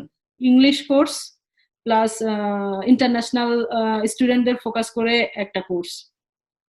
জার্মানিতে ইন্টারন্যাশনাল স্টুডেন্ট বা হায়ার স্টাডিজ এর গুরুত্বটা এখানে কিছুটা হলেও উপলব্ধি করা যায়। এরপরে আসে আমি অ্যাপ্লিকেশনটা করেছি, করার পরে আমি ইউনি অ্যাসিস্টের ব্যাপারে আসলে তখনও আমরা এত বেশি জানতাম না, যেটা এখন অনেক মাধ্যম থেকে আমরা জানতে পারতেছি। তখন আমি অ্যাপ্লাই করার আগে জানতে পারিনি। সো আমার অ্যাড্রেসও ভুল হয়েছে। পরে আমার প্রফেসর নিজে থেকে আমাকে মেইল করে তিনি নিজ দায়িত্বে আমার অ্যাপ্লিকেশনটা যথাযথভাবে ইউনি অ্যাসিস্টে পৌঁছায় দিয়েছেন এবং আমার অ্যাপ্লিকেশনটা গ্রান্টেড করেছেন। তো এই ক্ষেত্রে মূল যে কি পয়েন্টটা আমি এখানে বলবো সেটা হচ্ছে motivational letter and recommendation letter. একটা স্টুডেন্ট যখন কোনো ইউনিভার্সিটি স্পেসিফিক কোনো ফ্যাকাল্টি এবং তার কোনো নির্দিষ্ট কোর্সের জন্য অ্যাপ্লাই করবে, তাকে সর্বপ্রথম জানতে হবে সেই ইউনিভার্সিটি, সেই ফ্যাকাল্টি আর সেই কোর্স সম্পর্কে। একটা স্টুডেন্ট যখন এই ব্যাপারটার ধারণাটা অনেক ক্লিয়ার রাখে, প্রফেসরকে যদি এটা মোটিভেশন লেটারের মাধ্যমে বলা যেতে পারে যে আমি এই ব্যাপারটা জানি, মানে তাদের কি বলা যায়, তাদের সাফল্যগুলো যদি ফোকাস করা যেতে পারে বা আমার কোর্স রিলেটেড কোনো কিছু, যে কেন ইউনিভার্সিটি তো অনেক আছে, প্রফেসরের মনে প্রথমেই যেটা আসতে পারে, এই ব্যাপারগুলো করতে পারলে আমার মনে হয় সব থেকে ইজি। আমি এতগুলো সমস্যার পরেও আমি আমার অ্যাপ্লিকেশনটা গ্রান্টেড হওয়ার কারণ আমি মূলত এটাই ধরবো যে recommendation letter and motivational letter, যেটাকে কভার লেটারও বলে। আর আরেকটা পয়েন্ট এখানে বলবো সেটা হচ্ছে প্লাগারিজম। মোটিভেশনাল লেটার লেখাটা আমি একটু বেশি গুরুত্ব দিব, এটার জন্য অনেক প্রিপারেশনও নিতে হয়। আইএলটিএস করার জন্য যেরকম একটা প্রিপারেশন আমি মনে করি ঠিক ওরকমই একটা গুরুত্বপূর্ণ জিনিস মোটিভেশনাল লেটার। এটার জন্য অনেক সময় নিয়ে প্রিপারেশন নিয়ে লেখা উচিত। আর গুগলে অজস্র কপি আছে, বাট কেউ মানে চিন্তাই করবেন না যে আমি কারোর মোটিভেশনাল লেটার থেকে একটা সেন্টেন্স কপি করব। আপনি ধারণা নিতে পারেন, এক্সাম্পল গুলো দেখতে পারেন, সেগুলো আপনার নিজের লাইফ থেকে নিয়ে আপনাকে লিখতে হবে। এটা খুবই ইম্পর্টেন্ট। প্লাগারিজম জার্মানিতে এমনও হতে পারে আপনি 5টা ইউনিভার্সিটিতে অ্যাপ্লাই করছেন, কোনো প্রফেসর যদি সিরিয়াসলি প্লাগারিজমটা ধরে ফেলে, এমনও হতে পারে আপনাকে আর জার্মানিতে কোনো হায়ার স্টাডিজের জন্য গ্রান্টই করবে না, আপনার অ্যাপ্লিকেশন করার ক্যাপাবিলিটি আর রাখলো না।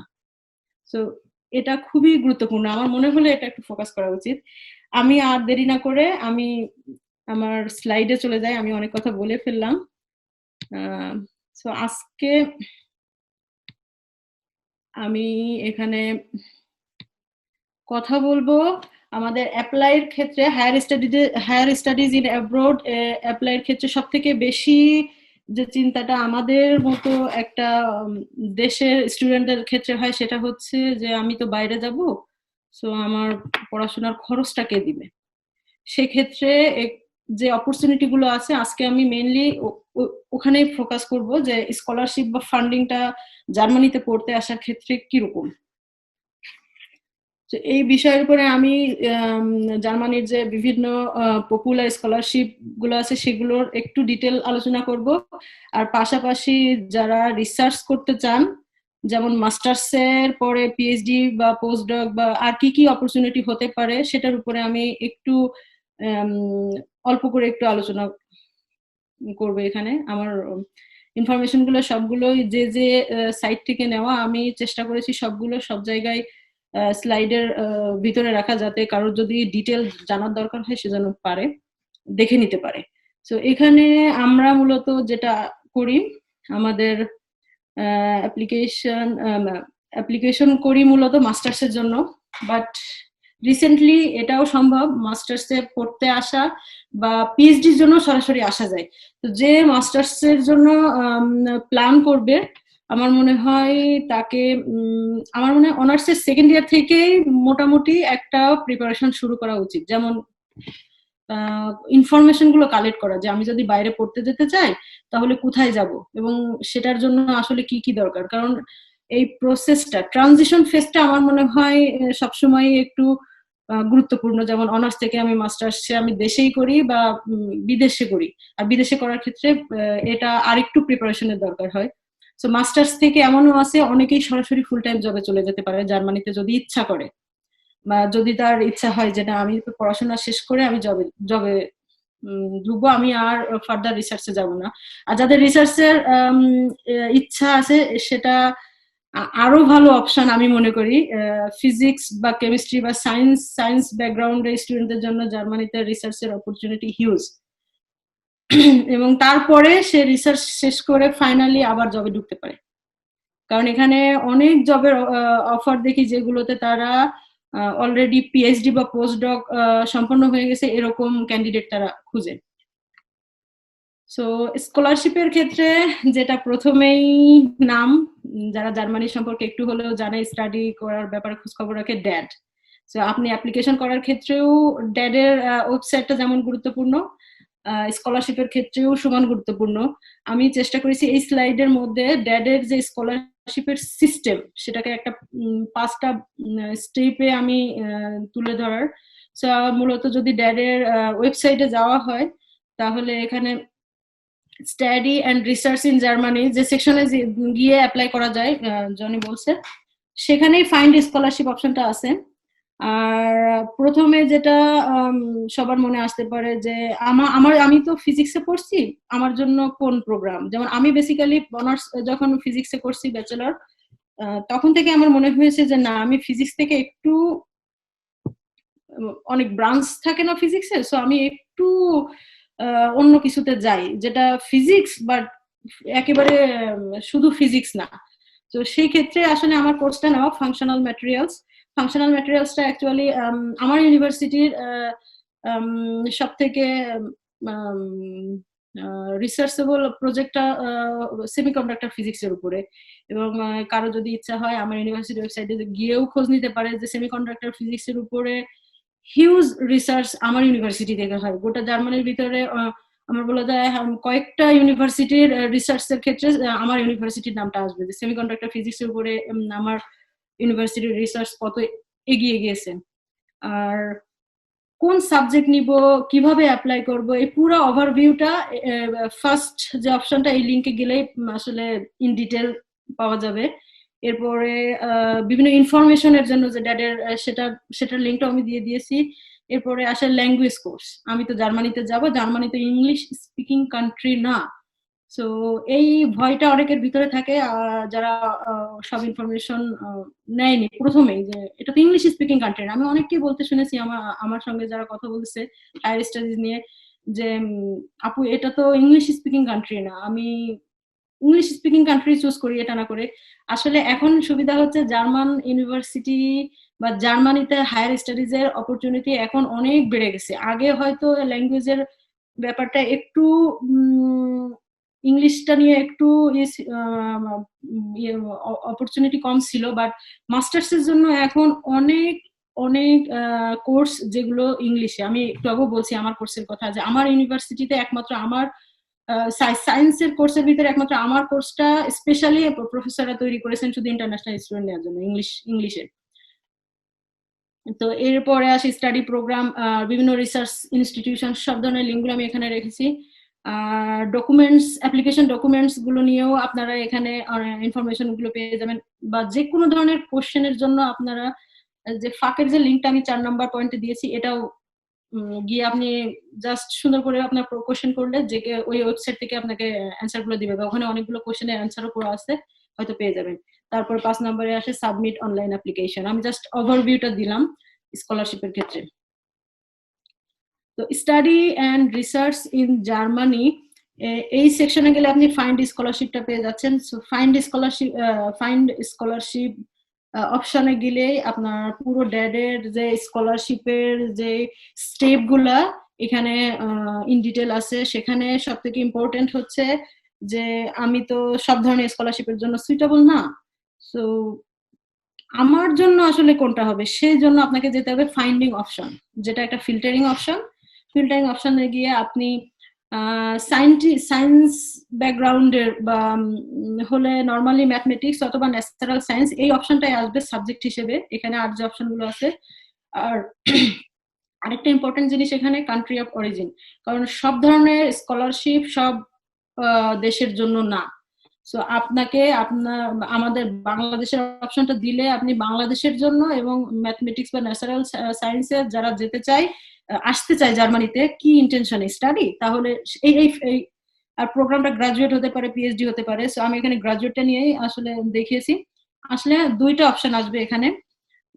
সেই দুইটা অপশনের প্রথম অপশনটাই মেইনলি আমাদের জন্য, যে development related post graduate MSc যে কোর্স গুলো আছে, কারণ আমাকে তো কোর্স গুলো দেখতে হবে যে আমি আমার কোর্সটা কোথায় আছে। আর সেকেন্ড অপশনটা অ্যাকচুয়ালি এটা যারা অলরেডি ফর্মার স্কলারশিপ হোল্ডার তাদের জন্য। সো আমি প্রথম অপশনেরই ইন ডিটেল একটু আলোচনা করি। ডেভেলপমেন্ট রিলেটেড পোস্ট গ্রাজুয়েট কোর্সটা সংক্ষেপে আসলে ইপোস বলে, এটা জার্মান ভাষার ট্রান্সলেট। সো এই ফান্ডিংটা মূলত থাকে 12 মাস থেকে 36 মাস, মানে 1 থেকে 3 বছর। এটা এমনই 1 থেকে 3 বছর কারণ আমাদের এখানে জার্মানিতে নর্মালি মাস্টার্স কোর্স গুলো থাকে 2 বছরের 4টা সেমিস্টার, আর পিএইচডি কোর্স গুলো থাকে, রিসার্চ যে কোর্স গুলো এগুলো নর্মালি থাকে 3 বছরের। সো সেটাই এখানে বলা হয়েছে যে কেউ হয়তো আরেকটা ব্যাপার এখানে অ্যাপ্লাই করার জন্য, যে জার্মানিতে আসার আগে থেকেই নর্মালি এটা অ্যাপ্লাই করতে, আমি পরে আলোচনা করব। সো এই স্কলারশিপের অ্যামাউন্টটা কেমন হতে পারে, একটা এমএসসি স্টুডেন্টের জন্য যেটা হতে পারে 850 ইউরো। আমরা যদি এখন যে সেই হিসাবে ধরি তাহলে হয়তো 80,000 সামথিং। আর যদি পিএইচডি এর জন্য কোনো স্কলারশিপ দেয় তাহলে সেটা আসে অলমোস্ট 1200 ইউরো, তার মানে 1,20,000 প্রায়। এই ইন্স্যুরেন্স, এই স্কলারশিপে কিন্তু আপনার আবার হেলথ ইন্স্যুরেন্স যে ব্যাপারটা জার্মানিতে আছে স্টুডেন্টদের জন্য বাধ্যতামূলক, মানে অল জার্মান রেসিডেন্ট যারা এখানে থাকে, সেটা স্থায়ী হোক অস্থায়ী হোক, সবার জন্য ইন্স্যুরেন্স বাধ্যতামূলক। সেই ইন্স্যুরেন্সটাও আপনার এই স্কলারশিপ পে করে। আর আরেকটা ব্যাপার হচ্ছে ট্রাভেল কস্টটা যদি আপনি অন্য কোনো ইনস্টিটিউশন বা অন্য কোনো সোর্স থেকে না নেন, তাহলে এরা বছরে একবার আপনাকে ট্রাভেলের খরচটাও দিবে। এর সাথে আরো অনেকেই যারা বিশেষ বিশেষ পরিস্থিতি বা বিশেষ বিশেষ সার্কামস্ট্যান্স যাদের আরো সুযোগ সুবিধা দেওয়া হয়, সেটা হচ্ছে বাসা ভাড়ার কিছু অংশ এই স্কলারশিপ দিয়ে থাকে, আর ফ্যামিলি মেম্বার বা বাচ্চাদের খরচ হিসেবে অনেক সময় দেয়, বাট এটা বিশেষ পরিস্থিতিতে। এখন আসি এই স্কলারশিপটা নিতে গেলে আসলে কি লাগবে বা আমার কি কি রিকোয়ারমেন্ট প্রয়োজন। ফার্স্টে আসি গ্রাজুয়েশনের পরে অ্যাটলিস্ট 2 ইয়ার্স প্রফেশনাল এক্সপিরিয়েন্স। আমি জানি এখানে অনেক স্টুডেন্ট এই অপশনটা দেখেই পিছিয়ে যায়। সো আমার মনে হয় যারা স্কলারশিপ নিয়ে জার্মানিতে আসতে চায় এবং ড্যাডে আসতে চায় তাদের ক্ষেত্রে ব্যাচেলরের থেকে প্ল্যান করা উচিত যে আসলে আমার তো অ্যাটলিস্ট 2 ইয়ার প্রফেশনাল এক্সপিরিয়েন্স লাগবে। সেটা ইউনিভার্সিটিতে হতে পারে, কোনো অর্গানাইজেশনে হতে পারে, সেটা গভর্নমেন্ট নন গভর্নমেন্ট। সো এই ব্যাপারটা তখন মাথায় রাখতে হবে যে আমাকে ব্যাচেলর কমপ্লিট করার আগে থেকেই একটা প্রফেশনাল এক্সপিরিয়েন্সের জায়গা তৈরি করতে হবে। সো আমি 2 বছরের ভিতরে আমি সেখান থেকেই অ্যাপ্লাই করতে পারি স্কলারশিপটার জন্য। আর একটা ব্যাপার, এই এই স্কলারশিপে যারা আটকে যাবে তাদের জন্য আসলে ইন্ডিভিজুয়াল স্কলারশিপের ব্যবস্থাও আছে। আমি সেকেন্ড অপশনে যেটা দিয়েছি এই পোস্ট গ্রাজুয়েট কোর্সের জন্য জার্মানিতে, আমি পরে আলোচনা করব। আর এমএসসির জন্য স্কলারশিপ নিতে গেলে নর্মালি যেটা আসে সেটা হচ্ছে ব্যাচেলর ডিগ্রি। আর এর স্ট্রাকচারটা নর্মালি আমাদের দেশে যেমন 4 ইয়ার্স, আর যে সাবজেক্টে করা হয় সেই রিলেটেড কোনো সাবজেক্টে এমএসসি তে অ্যাডমিশন আসবে এবং সেইভাবেই স্কলারশিপটা অ্যাপ্লাই করা যায়। আর একটা ব্যাপার হচ্ছে যে কতদিন পর্যন্ত আসলে আমি এই অ্যাপ্লিকেশনটা করতে পারি। আমার ব্যাচেলর শেষ হওয়া থেকে শুরু করে আমি কখন অ্যাপ্লাই করতেছি এর ডিউরেশনটা যেন 6 বছরের বেশি না হয়। 6 বছর মানে আমার ব্যাচেলর ডিগ্রিটা 6 বছরের বেশি না হলে হয়। ল্যাঙ্গুয়েজ স্কিল তো মাস্ট, আমি বাইরে পড়তে গেলে আমাকে ল্যাঙ্গুয়েজ স্কিল লাগবে, এটা কম বেশি এখন সবাই জানে আমি যেটা বলছি। সো জার্মানিতে 2টা অপশন থাকে, একটা হচ্ছে যে আমি যদি ইংলিশে পড়তে যাই বা আমি যদি জার্মান ল্যাঙ্গুয়েজে পড়তে যাই। সো জার্মান ল্যাঙ্গুয়েজটা আমার মাস্টার্স এর ক্ষেত্রে আমাদের মতো ফিজিক্স ব্যাকগ্রাউন্ডের কেউ জার্মান ল্যাঙ্গুয়েজের উপর আলাদা প্রিপারেশন নাই এটা না, আমি জাস্ট ইংলিশ কোর্সে যারা আসবে তাদের ব্যাপারটা এখানে দেখিয়েছি। সো নর্মাল এটা অ্যাপ্লিকেশনের ক্ষেত্রে যেমন আইএলটিএস ব্যান্ড 6 লাগবে এটাই, বা টোফেল। এখানে অনেকে ভুল বুঝতে পারে যে আইএলটিএস টোফেল দুইটাই না, আসলে এটা ডিপেন্ড ড্যাডের ক্ষেত্রে এটা আইএলটিএস যদি 6 হয় ওকে, বা কারো যদি টোফেলের মিনিমাম যে লেভেল রিকোয়ারমেন্টটা আছে সেই স্কোরটা থাকে তাহলে মানে যে কোনো একটা থাকলেই হবে। আবার এখানেও একটু বলে রাখা ভালো যে বিভিন্ন কোর্সের ক্ষেত্রে আবার ডিফারেন্ট ল্যাঙ্গুয়েজ স্কিলের রিকোয়ারমেন্ট রাখতে পারে। তো সেক্ষেত্রে কি করতে হবে, আমি পরবর্তী স্লাইড গুলোর যে কোনো একটাতে আমি যে লিঙ্কটা দিব ওই লিঙ্কে গিয়ে আসলে প্রথমে দেখে নিতে হয় রিকোয়ারমেন্টটা আমার আসলে কি, আমার কোর্স বা আমি যে কোর্সে যেতে চাই সেটার রিকোয়ারমেন্টটা কি। সো এখানে ডকুমেন্ট রেডি করতে হবে, যেমন স্কলারশিপের একটা নর্মাল ফর্ম থাকবে। আমি এখানে ফর্মের লিঙ্কটাও সঙ্গে অ্যাটাচ করে দিয়েছি, যে কেউ চাইলেই সরাসরি এখান থেকে ড্যাডে গেলে সবই পাওয়া যায়, বাট ড্যাডের ওয়েবসাইট থেকে যারা নতুন করে খুঁজবে তাদের জন্য একটু সময় লাগবে। আসলে প্রত্যেকটা স্টেপ সুন্দর করে যদি আমরা কি বলা যায় দেখি, সার্চ করি, আমার মনে হয় এভরি ইনফরমেশন সেখানে পাওয়া যায় ড্যাড স্কলারশিপের ব্যাপারে। তারপরেও আমি এখানে একটু শর্টকাট করে হাইলাইট করেছি যাতে সবার ভিতরে এই আগ্রহটা আসে যে না এটা অনেক কঠিন কিছু না, এটা যে কেউ যদি খুব চেষ্টা করে মানে এটা সম্ভব। অ্যাপ্লিকেশন ফর্মের পরে আসে সিভি। ইউরোপাস যে সিভি ফরম্যাটের কথা জনি অলরেডি বলছে, অ্যাকচুয়ালি এখানে পড়াশোনা হোক বা জব হোক বা স্কলারশিপ হোক, যে কোনো ক্ষেত্রে ইউরোপাসটা ইউরোপের যে কোনো দেশের জন্য স্ট্যান্ডার্ড একটা সিভি ফরম্যাট। আমি সেই লিঙ্কটাও এখানে দিয়েছি, এখানে জাস্ট আপনার রেজিস্ট্রেশন করার আরো অনেক প্রসিডিউর আছে, আপনি লিঙ্কে গেলেই পাবেন। আর one of the most documents এখানে যেটা লাগবে as a scholarship seeking applicant সেটা হচ্ছে মোটিভেশনাল লেটার। মোটিভেশনাল লেটারটা আমার মনে হয় যে এটাই ডিফাইন করে যে আমাকে কেন দিতে হবে, সেটা application as a masters course or as a scholarship or as a job। So এই মোটিভেশনাল লেটারটা প্রত্যেকটা অ্যাপ্লিকেশনের ক্ষেত্রে, প্রত্যেকটা কোর্সের ক্ষেত্রে, প্রত্যেকটা ইউনিভার্সিটির ক্ষেত্রে কিছুটা ডিফারেন্ট হয়। মানে একটা আপনি এমন চিন্তা করতে পারেন না যে আমি একটা মোটিভেশনাল লেটার দিয়ে সবকিছু কভার করে দেবো, আসলে তা না। আমি এই ব্যাপারটাও আসলে দেশে থাকতে আমি ভালো জানতাম না।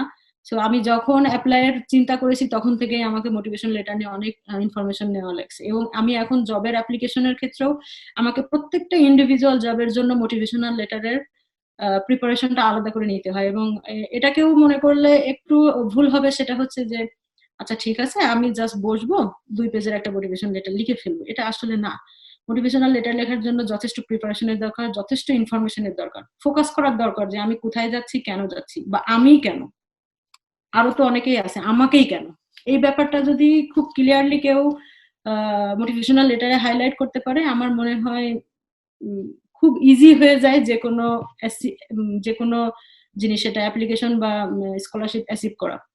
আর একটা ব্যাপার রিকমেন্ডেশন লেটার।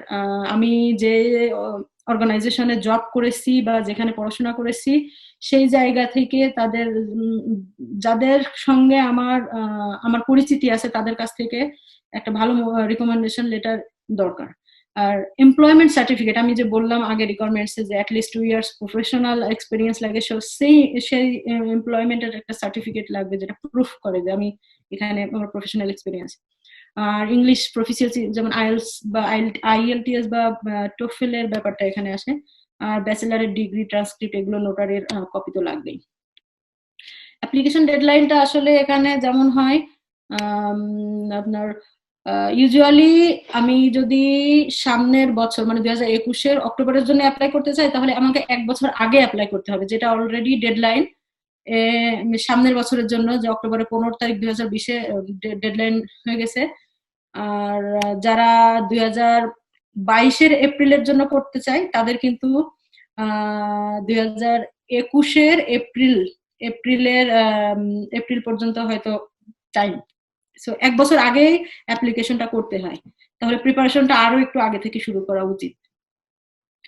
এইখানে অ্যাপ্লিকেশনের ব্যাপারে আরেকটা ব্যাপার থাকে, সেলফ ফান্ডিং নিয়েও অনেকে আসে। আমি কয়েকজনের এক্সপিরিয়েন্সও পার্সোনালি জানি যে আসার আগেই কি খালি আসার আগেই শুধু কি আমি ড্যাডে অ্যাপ্লিকেশন করতে পারবো স্কলারশিপে, অনেকে সেলফ ফান্ডিং এ অ্যাপ্লিকেশন করে জার্মানিতে আসার উইদিন 15 মান্থস 15 মাসের মধ্যে সে ড্যাডে তার বাকি স্টাডি ডিউরেশনটা কমপ্লিট করার জন্য স্কলারশিপ নেওয়ার জন্য অ্যাপ্লাই করে, এবং এরকম অ্যাপ্লাই করে স্কলারশিপ পেয়েছে, এরকম এক্সপিরিয়েন্সও আমি অনেকের শুনেছি। আর যেটা মোস্ট ইম্পর্টেন্ট, আমি আগেই বলেছিলাম যে ড্যাডের স্কলারশিপ প্রোগ্রামগুলো যে লিঙ্কটা, যেখানে গেলে আমি সায়েন্টিফিক ব্যাকগ্রাউন্ডের, সায়েন্স ব্যাকগ্রাউন্ডের, ম্যাথমেটিক্স বা ন্যাচারাল সায়েন্সের অল কোর্স যে কোর্সগুলো আছে কোন ইউনিভার্সিটি থেকে এবং তাদের ডেডলাইন কখন স্কলারশিপের জন্য, সেই লিঙ্কটা এখানে আমি হাইলাইট করছি। সো এখানে আমার মনে হয় ফার্স্ট এখানে গিয়ে সবকিছু চেক করে তারপরে অগ্রিম প্রিপারেশন ভালো। আরেকটা কথা বলে রাখা ভালো, এই লিঙ্কের যে সাবজেক্ট গুলো এখানে একটা পেজে যোগ করা হয়েছে, এগুলো আসলে 2022 সালে আবার রিনিউ হবে, এটা নরমালি 2021-এর প্রোগ্রাম গুলো।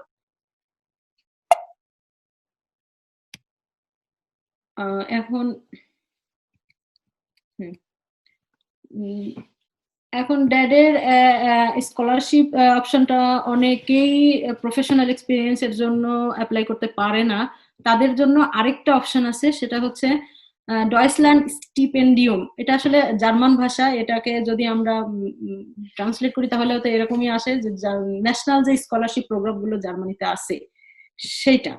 তো এটা কিভাবে এবং একটা স্টুডেন্ট কোথায় অ্যাপ্লাই করতে পারে, সেক্ষেত্রে যেটা এই স্কলারশিপ গুলো নর্মালি জার্মানির বিভিন্ন স্টেট রেকগনাইজড যে ইউনিভার্সিটি গুলো আছে সেই ইউনিভার্সিটি গুলো থেকে অফার করা হয়। আর সেই লিঙ্কটাও আমি এখানে দিয়েছি যে জার্মানিতে কতগুলো ইউনিভার্সিটি, আমার এক্সাক্ট সংখ্যাটা মনে নাই, অনেক ইউনিভার্সিটি আছে যেগুলো এই ন্যাশনাল স্কলারশিপ অফার করে স্টুডেন্টদের জন্য। আর এখানে অ্যাপ্লিকেশনের জন্য রিকোয়ারমেন্ট ডকুমেন্ট গুলো আসলে ইন্ডিভিজুয়ালি বলা যায় না, কারণ এটা প্রত্যেকটা ইউনিভার্সিটির জন্য আলাদা আলাদা হতে পারে।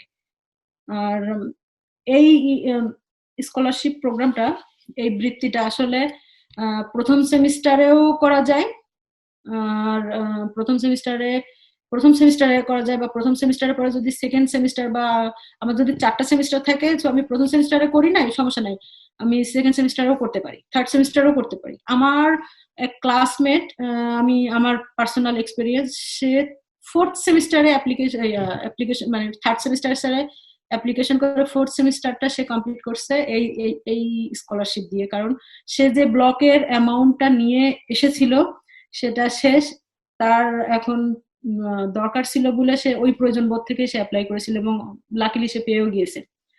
তো এই ফান্ডিংটা আসলে কেমন, কি পরিমাণ বা কত দিনের জন্য আমাকে দিবে এই স্কলারশিপটা?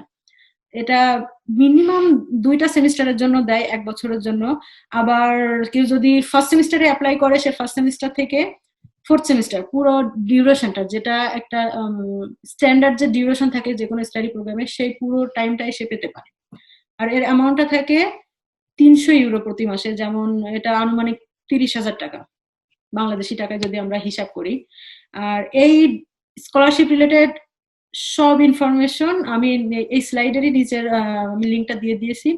এখানে হয়তো ইংলিশ অপশন আছে, কিছু কিছু পেজ গুলো হয়তো পুরোটাই জার্মান ভাষায়। সো আমার মনে হয় না এখন এটা কোনো প্রবলেম, যে কেউ এটাকে গুগল ট্রান্সলেট করে ইনফরমেশন গুলো খুব সহজে নিতে পারবে। আর এই ক্ষেত্রে ডকুমেন্ট যেটা লাগবে, ইউনিঅ্যাসিস্ট এভালুয়েশন সার্টিফিকেট, এটা জনি প্রথমে ইউনিঅ্যাসিস্টে অ্যাপ্লাইয়ের ব্যাপারে বলেছিল যে প্রথমে আমাদেরকে ইউনিঅ্যাসিস্টে অ্যাপ্লাই করতে হয় প্রয়োজনীয় ডকুমেন্ট দিয়ে, সো তারা পরে এভালুয়েশন একটা সার্টিফিকেট দেয়, যে সার্টিফিকেটটা ডিফাইন করে যে আমি অ্যাপ্লাই করতে পারবো কি পারবো না ইউনিভার্সিটিগুলোতে। সো ওই এভালুয়েশনটাই আসলে আমাদের বাংলাদেশের যে ব্যাচেলর বা সার্টিফিকেট গুলোর জার্মান ক্যাটাগরিতে আসলে কেমন গ্রেড পয়েন্টটা আসে সেই হিসাবটাই থাকে। সো এই এই সার্টিফিকেট বা এভালুয়েশনটা আমার এই অ্যাপ্লিকেশন করার ক্ষেত্রে খুব জরুরি, যেহেতু এটা জার্মানির ন্যাশনাল স্কলারশিপ প্রোগ্রাম। আর অ্যাজ ইউজুয়াল কভার লেটার বা মোটিভেশনাল লেটার, যেটা যে কোনো স্কলারশিপ বা যে কোনো অ্যাপ্লিকেশনের ক্ষেত্রে মাস্ট।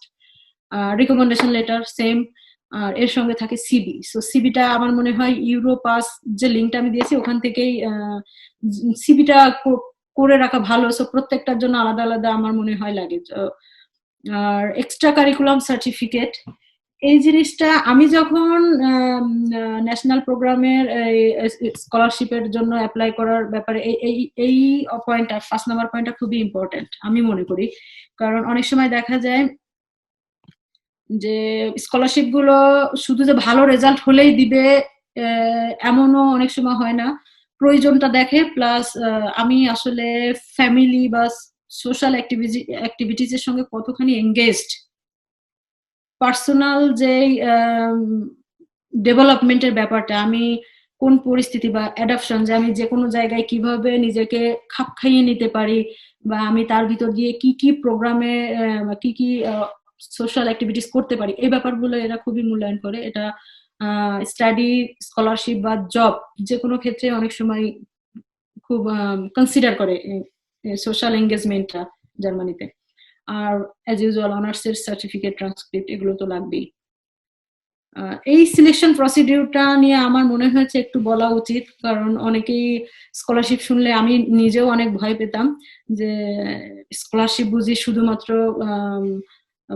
কি হবে, কি রকম হবে, বা আমাকে কি কি করতে হতে পারে। সো জাস্ট একটু কমন একটা ওভারভিউ আমি এখানে আনছি, সেটা হচ্ছে যে প্রত্যেকটা ইউনিভার্সিটির একটা আলাদা প্রসিডিউর থাকে, যারা নিজেরাই সিলেক্টর, যাদের ভিতর থেকে সিলেক্টর থাকেন, অ্যাপ্লিকেশন প্রসিডিউরের একটা সিস্টেম থাকে।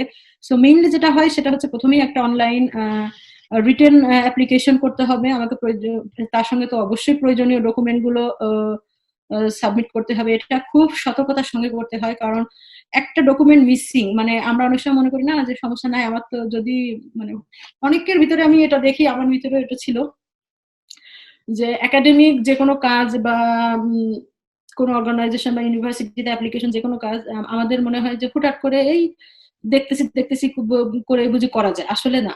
এরকম করলে আমার অনেক অনেক এক্সপেরিয়েন্স, অনেকের যেটা আমি জানি যে অনেক সময় একটা সেমিস্টারই গ্যাপ হয়ে যায়, সেই সেমিস্টারের অ্যাপ্লিকেশনটাই সে মিস করে ফেলে জাস্ট একটু খামখেয়ালির জন্য। সো আমি সবাইকে বলবো যে এই ব্যাপারটাতে একটু যত্নশীল হতে, যে অ্যাপ্লাইয়ের ক্ষেত্রে ডকুমেন্টের যে ব্যাপারগুলো অ্যাপ্লিকেশনের প্রসিডিউরে লেখা থাকে সেগুলো একটু কেয়ারফুলি মেনটেন করতে, আদারওয়াইজ ফার্স্ট স্টেপেই আমার অ্যাপ্লিকেশনটা ক্যান্সেল। আর যদি ফার্স্ট স্টেপটা আমি ভালোভাবে সবকিছু সুন্দর করে করতে পারি, সো আশায় রাখা যায় আমি সেকেন্ড স্টেপে আসবো। সেকেন্ড যে স্টেপ যেটা আমাকে হতে পারে সেটা হচ্ছে যে একটা ইন্টারভিউ, সেটা স্কাইপে একটা ইন্টারভিউ হতে পারে, সরাসরি যে সিলেক্টর ছিলেন প্রফেসর বা অ্যাডমিনিস্ট্রেটিভ এর কেউ থাকেন যারা, তাদের সঙ্গে যে কারোর সঙ্গে হতে পারে, এটা সিঙ্গেলি একটা ইন্টারভিউ হতে পারে। অনেক সময় হয় কি এভালুয়েশনের মতো করে যাদেরকে তারা সিলেক্ট করেন তাদের একটা এভালুয়েশন এক্সামের মতোও নেয় অনেক সময়। এটা হচ্ছে জাস্ট নর্মাল একটা প্রসিডিউর। বাট কিছু কিছু স্কলারশিপের ক্ষেত্রে দেখা যায় যে এটা একটু কমপ্লেক্স হতে পারে। সেটা হচ্ছে যে আগে থেকে একটা টপিক দিয়ে দিল, ইনভাইটেশন দিয়ে দিল যে তোমার গ্রান্টেড তোমার অ্যাপ্লিকেশনটা, বাট এখন সেকেন্ড স্টেপে তোমাকে একটা ওয়ার্কশপ করতে হতে পারে, প্রেজেন্টেশন দেওয়া হতে পারে কোনো টপিকের উপর, আমি যে কোর্সের জন্য অ্যাপ্লাই করছি, বা ডিসকাশন কোনো গ্রুপের সঙ্গে এটা হতে পারে। সো স্কলারশিপ ভেবেই অনেকে দুই পা পিছিয়ে যায়। আমার মনে হয় না, আমাদের সবসময় বি পজিটিভ। আমরা সবসময় সব ক্ষেত্রে যেটা মনে করি যে আমাদেরকে পজিটিভ হতে হবে, যে না হতে পারে এটা বা হবে।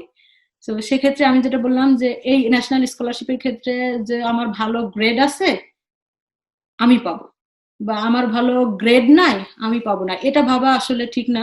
ভালো গ্রেড পাইলে অবশ্যই তার একটা অ্যাডভান্টেজ স্কলারশিপটা পাওয়ার ক্ষেত্রে, বাট যাদের খুব ভালো গ্রেড নাই, মানে সে যে পাবে না এটা ভেবে নেওয়ার কোনো কারণ নাই। সে যদি অন্যান্য দিক থেকে এগিয়ে যায় তাহলে হয়তো তারও পাওয়ার চান্স থাকে, কারণ ফান্ডিংটা মূলত হয় একটা নির্দিষ্ট গ্রুপ, রিসার্চ গ্রুপকে নিয়ে বা এরকম কোনো কিছু নিয়ে। বাট স্কলারশিপটা মেইনলি ন্যাশনাল যে স্কলারশিপটা এটা আসলে হয় বিভিন্ন ক্রাইটেরিয়া থেকে। সেটা হতে পারে ব্যক্তিগত একটা ক্রাইটেরিয়া, কারণ আমি এখানে আরেকটু ইনক্লুড করতে চাই যে এই ন্যাশনাল স্কলারশিপ যেটা জার্মানির, এটার মেইনলি 300 ইউরো থেকে 50% আসে গভর্নমেন্ট থেকে আর 50% আসে অন্যান্য অর্গানাইজেশন থেকে। তো এখানে সামাজিক বা পারিবারিক বা ব্যক্তিগত ক্রাইটেরিয়া গুলো আসবেই স্কলারশিপটা কনসিডারের ক্ষেত্রে।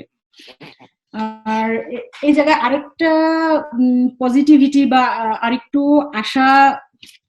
আশা করার আরেকটা কারণ হতে পারে, সেটা হচ্ছে যে প্রতি 3 জন যারা অ্যাপ্লাই করতেছে স্কলারশিপের জন্য, তাদের মধ্যে থেকে একজন যে কোনো না কোনো স্কলারশিপে সিলেক্ট হতে পারে।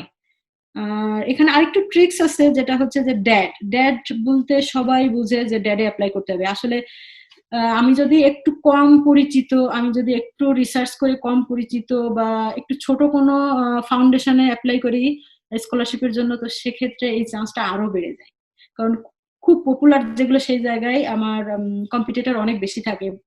তার থেকে যেটা একটু কম পরিচিত বা একটু ছোট অর্গানাইজেশন, সেখানে অ্যাপ্লাই করলে স্কলারশিপটা পাওয়ার সম্ভাবনা অনেক বেশি থাকে। আর সব থেকে বড় আশার আলো হচ্ছে যে জার্মানিতে যারা পড়তে আসে তার ভিতরে 70% স্টুডেন্ট কখনোই কোনো স্কলারশিপের জন্য অ্যাপ্লাই করে না। এটা একটা ব্যাপার। আর দুইটা স্কলারশিপ তো আমি অলরেডি ইন ডিটেল আলোচনা করলামই। আর এখানে আমি জাস্ট কিছু লিংক নিয়ে এসেছি যে আর কোন স্কলারশিপ আছে কিনা, এটা কোশ্চেন যদি কারো থাকে তার জন্য। যে গোটা ইউরোপের যে ফুল ফান্ডেড স্কলারশিপ গুলো আছে, আমি মূলত এটা জার্মান প্রবাসের সাইট থেকেই একটা ভাইয়ার লেখা, মনে নেই যে মানে একটা স্টুডেন্টের লেখা, আমি সেই লিঙ্কটা এখানে দিয়েছি। জার্মান প্রবাসে গেলে সব ধরনের ইনফরমেশন তো পাওয়াই যায়। আমি স্পেশালি যাদের শুধু এই ইউরোপিয়ান স্কলারশিপ নিয়ে আগ্রহ তারা এটা দেখতে পারেন। আর অন্যান্য কিছু নাম আমি স্কলারশিপের আমি লিঙ্কগুলো পরপর আমি এখানে দিয়ে দিয়েছি। এরপরে আসি মাস্টার্স ফান্ডিং বা স্কলারশিপ, তো আমি বললামই। পিএইচডি বা পোস্টডকের জন্য কিন্তু ড্যাডে স্কলারশিপের একটা অপশন আছে। যারা পিএইচডি করতে আসতে চান, একাডেমিক যারা আছেন তাদের জন্য তো অপরচুনিটি অনেক বেশি ভালো, এবং স্কলারশিপের পরিমাণও অনেক বেশি থাকে যারা সরাসরি টিচিং প্রফেশন থেকে জার্মানিতে অ্যাপ্লাই করে পিএইচডি বা পোস্টডকের জন্য। যারা as a student masters complete করার পরে পিএইচডির জন্য আসতে চায় তাদের জন্য এখানে ফান্ডিং এর ব্যবস্থা আছে।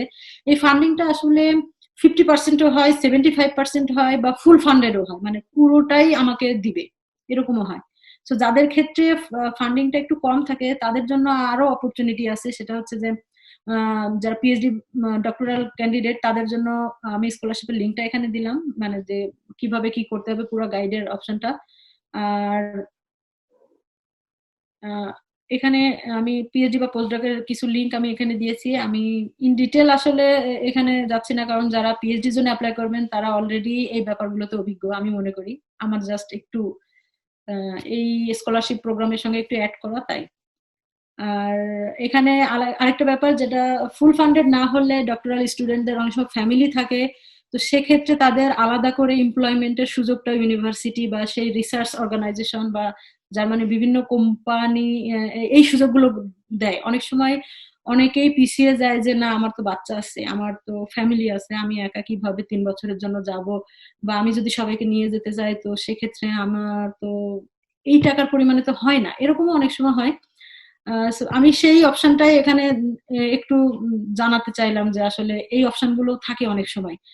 আর একটা ব্যাপার যেটা ম্যামই আমার মনে হয় এটা সবাই আগ্রহী থাকে যারা একাডেমিক ক্যারিয়ারের দিকে খুব বেশি মনোযোগী, যে আমি যাব যে আমি কি কিছু করতে পারবো, আমার স্কলারশিপ আছে, বাট একাডেমিক অ্যাসিস্ট্যান্টশিপ জবটা কিন্তু খুবই ইম্পর্টেন্ট। আমি আসার আগেও এই ব্যাপারটাতে আমার আগ্রহ খুব বেশি ছিল, বাট এটা ডিপেন্ড করে যে আমি কোন ইউনিভার্সিটিতে যাচ্ছি বা কোন সাবজেক্টে যেতে চাই, সেই ডিপার্টমেন্টের যে অ্যাডমিনিস্ট্রেটিভ অফিস থাকে বা হায়ার এডুকেশনের যে সাইটটা থাকে সেই জায়গাতে এই ভ্যাকেন্সি গুলো নিয়ে আলোচনা থাকে, বা আপনি সরাসরি ওখানকার যে রেসপন্সিবল পারসন তাকে সরাসরি মেইলও করতে পারেন। এই একটা ব্যাপার আমার কাছে খুবই না বললেই নয় প্রশংসনীয়, সেটা হচ্ছে জার্মানির যে কোনো ইউনিভার্সিটি বা যে কোনো সেকশনের আপনি কোনো প্রফেসর বা কোনো অথরিটি যে কাউকে যদি কোনো কিছু জিজ্ঞাসা করতে চান, সে যদি জেনে থাকে আজকে না হোক 2 দিন পরে হলেও সে আপনার মেইলের অ্যান্সারটা দিবে। মানে এটা খুবই কমন একটা ব্যাপার জার্মানিতে, যে আপনি যাই জানতে চান সে যদি জেনে থাকে বলে দিবে, আর না হলে সে যদি জানে যে এই প্রশ্নের অ্যান্সার কার কাছে গেলে পাওয়া যাবে সে অ্যাড্রেসটা দিয়ে দেয়। আর সর্বশেষ আমি একটা জিনিস এখানে একটু আলোচনা করতে চাই, সেটা হচ্ছে যে রিসার্চের অপশনটা জার্মানিতে যে কত হিউজ তার একটা জাস্ট গ্রাফ আমি এখানে দেখাতে চাই। আমার মনে হয় অনেকেই এই যারা রিসার্চের সঙ্গে যুক্ত আছে বা কম বেশি এগুলো নিয়ে ইন্টারনেটে একটু ঘাটাঘাটি করে, তারা কম বেশি অন্তত ম্যাক্স প্লাঙ্ক ইনস্টিটিউশনের নাম সবাই জানে।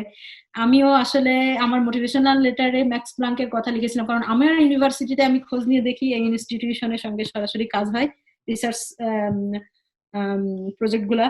সো এটা আরেকটা নলেজ হতে পারে যে ইউনিভার্সিটি সাইডে গিয়ে বা এই প্ল্যান এই ইনস্টিটিউশন গুলো আসলে কোন কোন ইউনিভার্সিটির সঙ্গে যুক্ত আছে, কিভাবে কাজ করতেছে, এই ইনফরমেশন গুলো আমার মনে হয় মোটিভেশনাল লেটারের জন্য একটা একটা ভালো ইনফরমেশন, যেটা আমি মোটিভেশনাল লেটারের একটা পজিটিভিটি নিয়ে আসে। আর ডিটেল ইনফরমেশনটা অবশ্যই নিচের লিংকে গেলে সবাই দেখতে পাবে। আমার মনে হয় আমার আপাতত আমি যতটুকু বলতে চেয়েছি আমি বলছি। সো কারো কোশ্চেন থাকলে অবশ্যই মনে হয় কোশ্চেনের অ্যান্সার পর্বে আমরা উত্তর দেওয়ার চেষ্টা করব ইনশাআল্লাহ। সবাইকে ধন্যবাদ।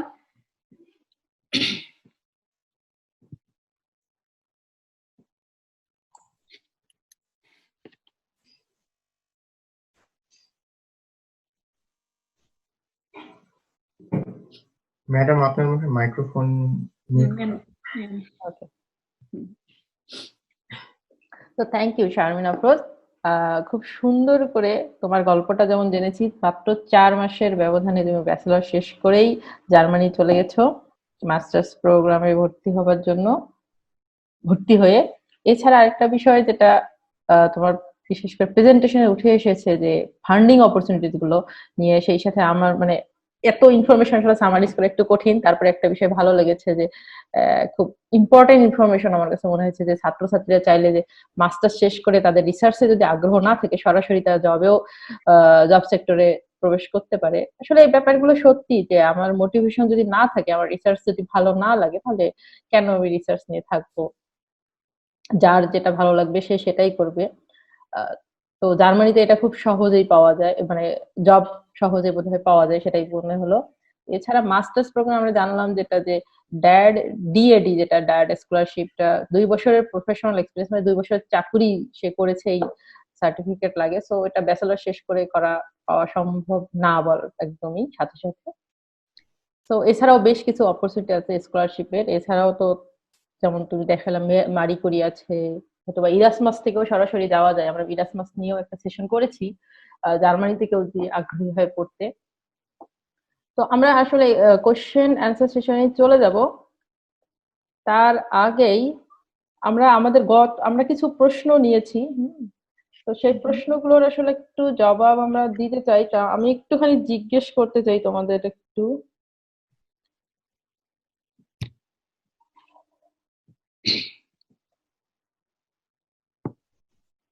আচ্ছা, তার আগে আমাদের এখানে Q&A সেকশনে কিছু প্রশ্ন আছে, সেই সঙ্গে চ্যাট বক্সে কিছু প্রশ্ন আছে। আমরা এই প্রশ্নগুলো একটু নিতে চাই। সো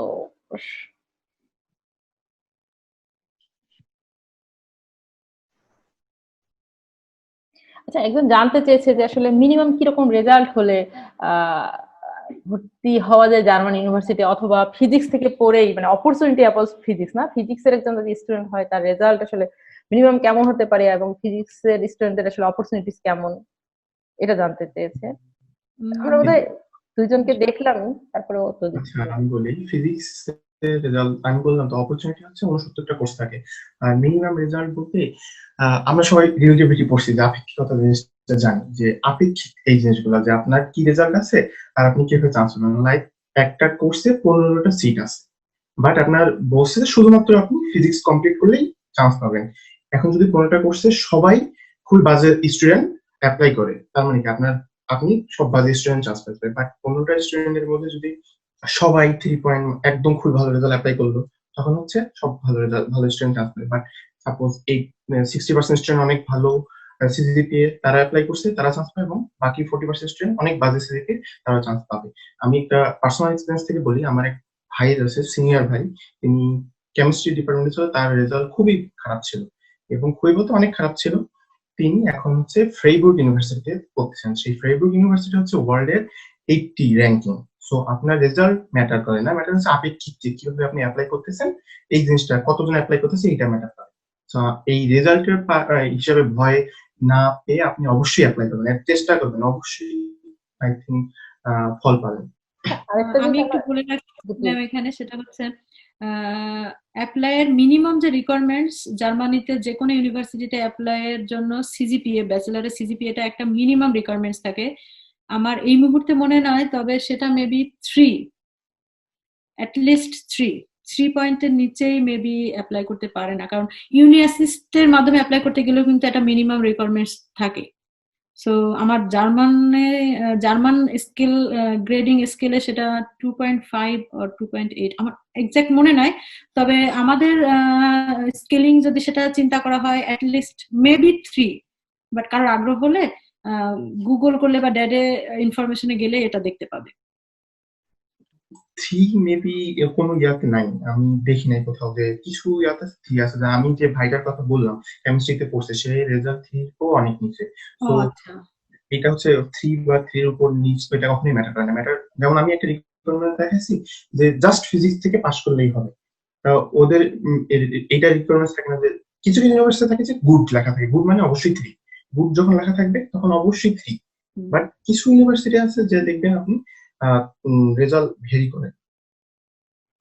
আর একটা জিনিস আমার অ্যাটলিস্ট মনে হয়েছে তোমাদের দুজনেরই আর প্রেজেন্টেশন দেখে, যে সিজিপিএ সেই সঙ্গে মোটিভেশন লেটার, তারপরে হচ্ছে বা সোপ যেটাকে বলা হচ্ছে, সিভি, রিকমেন্ডেশন লেটার, মানে একটু আমি আমার নিজের অভিজ্ঞতা একটু যদি যোগ করি, সেটা হচ্ছে একজন ছাত্রছাত্রীর আসলে শুধুমাত্র রেজাল্ট দিয়ে জাজ করাটা আমাদের দেশে যদিও সত্যি হয়, এটা আসলে খুব একটা ভালো পদ্ধতি না, শুধু রেজাল্ট দিয়ে জাজ করা। হ্যাঁ, তো একজন ছাত্রছাত্রীকে, একটা মানুষকে আসলে সম্পূর্ণভাবে জাজ করে এই সিস্টেম গুলো উন্নত দেশগুলো তৈরি করে নিয়েছে। সেই জন্য আর কি তারা সোপ দেখে, তারা দেখতে চায় যে তুমি ছাত্র হিসেবে ওই পার্টিকুলার কোর্সের জন্য কতখানি কোয়ালিফাইড। এবং এই সোপ লেখার সময় বা মোটিভেশন লেখার সময় অবশ্যই অবশ্যই 100% অনেস্টি রাখো। সেই সাথে যে রিকমেন্ডেশন লেটার, যেমন জনিও বলেছে, তো যদি এমন হয় যে তোমার প্রফেসর বা শিক্ষক যদি বলেন যে তুমি নিজে লিখে নিয়ে আসো, সেটা করতে পারো, বা সে যদি লিখে দেয় সেটা ভালো, বাট একটা জায়গায় হচ্ছে তোমার জায়গাগুলো, যে স্ট্রেন্থ গুলো, আমাদের দেশে 100টা স্টুডেন্ট থাকে আমাদের ক্লাসে, আমি 100টা স্টুডেন্টকে আসলেই জাজ করতে পারি না, আমি নিজে, আমার আর এটা সম্ভব না। নিশ্চয়ই এনি যে ক্লাস করেছে সেখানে কয়জন স্টুডেন্ট আছে তোমার ক্লাসে, কয়জন ছিল তোমরা? ব্যাচেলরে, না, মাস্টার্সে। মাস্টার্সে আমরা অ্যাটলিস্ট 30-35। 35। জনির ক্লাসে কতজন স্টুডেন্ট? আমি তো করোনার মাঝে এই ভার্সিটিতে আসছি, তো আমার খুবই কম। শুধুমাত্র মেট্রোলজিতে 10, 10। ইন্টারন্যাশনাল 10টা। একজন একটা ক্লাসে যখন একজন টিচারের আন্ডারে 10 জন থাকে বা 30 জন থাকে, যেভাবে বোঝা যায় আসলে 100 জন স্টুডেন্টকে সেভাবে বোঝা যায় না। তো এটা একটা সমস্যা, আমরা যে সব ছাত্রকে আলাদাভাবে বুঝতে পারি না বা বোঝার সম্ভব হয় না। তো তুমি তোমার স্ট্রেন্থ গুলো লেখো, তারপরে তোমাদের উচিত, একজন ছাত্রের উচিত আসলে চেষ্টা করা উচিত যে আসলে আমি অনেকের মধ্যে আসলে কেন আলাদা, এটা একজন শিক্ষকের সামনে একটু করে হলেও বোঝানো। হ্যাঁ, সেটা যে কোনো ভাবে হতে পারে, একাডেমিকলি হতে পারে, তারপরে তোমার সিনসিয়ারিটি দিয়ে হতে পারে, তারপরে তোমার আরো যেসব এক্সট্রা কারিকুলাম অ্যাক্টিভিটিস দিয়ে এটুকু যদি বোঝাও, তখন ওই বিষয়গুলো তোমার রিকমেন্ডেশন লেটারে চলে আসবে। সো এই যে তোমার সিনসিয়ারিটি, তুমি হার্ড ওয়ার্কার, তুমি যে হার্ড ওয়ার্ক করতে পারো, এই ব্যাপারগুলো যখন বোঝানো যায় একটা মানুষকে, মানে তো এগুলো তোমার গুণ, এটা মানুষকে কি আগায় দেয়। তো এই পুরো বিষয়গুলো আসলে সাধারণত একটা ইউনিভার্সিটি এডমিশনে সাধারণত দেখা হয়। তবে যেখানে হচ্ছে খুবই কম্পিটিটিভ জোনই যেটা বললো সেটা তো আছে রিলেটিভ ব্যাপার, তবে এই ওভারঅল বিষয়গুলো ইম্পর্টেন্ট হয় সব জায়গায়, এটা সব দেশে সব জায়গায়। কারণ তোমরা জানো যে ইভেন টপ র্যাঙ্কিং ইউনিভার্সিটিতেও লো সিজিপি দিয়েও মানুষ ভর্তি হয়েছে বিভিন্ন ভাবে, এরকমও গল্প অন্তত দু একজনের কথা জানা যায়। তো যাই হোক, এরপরে আমরা যে প্রশ্নতে আসি,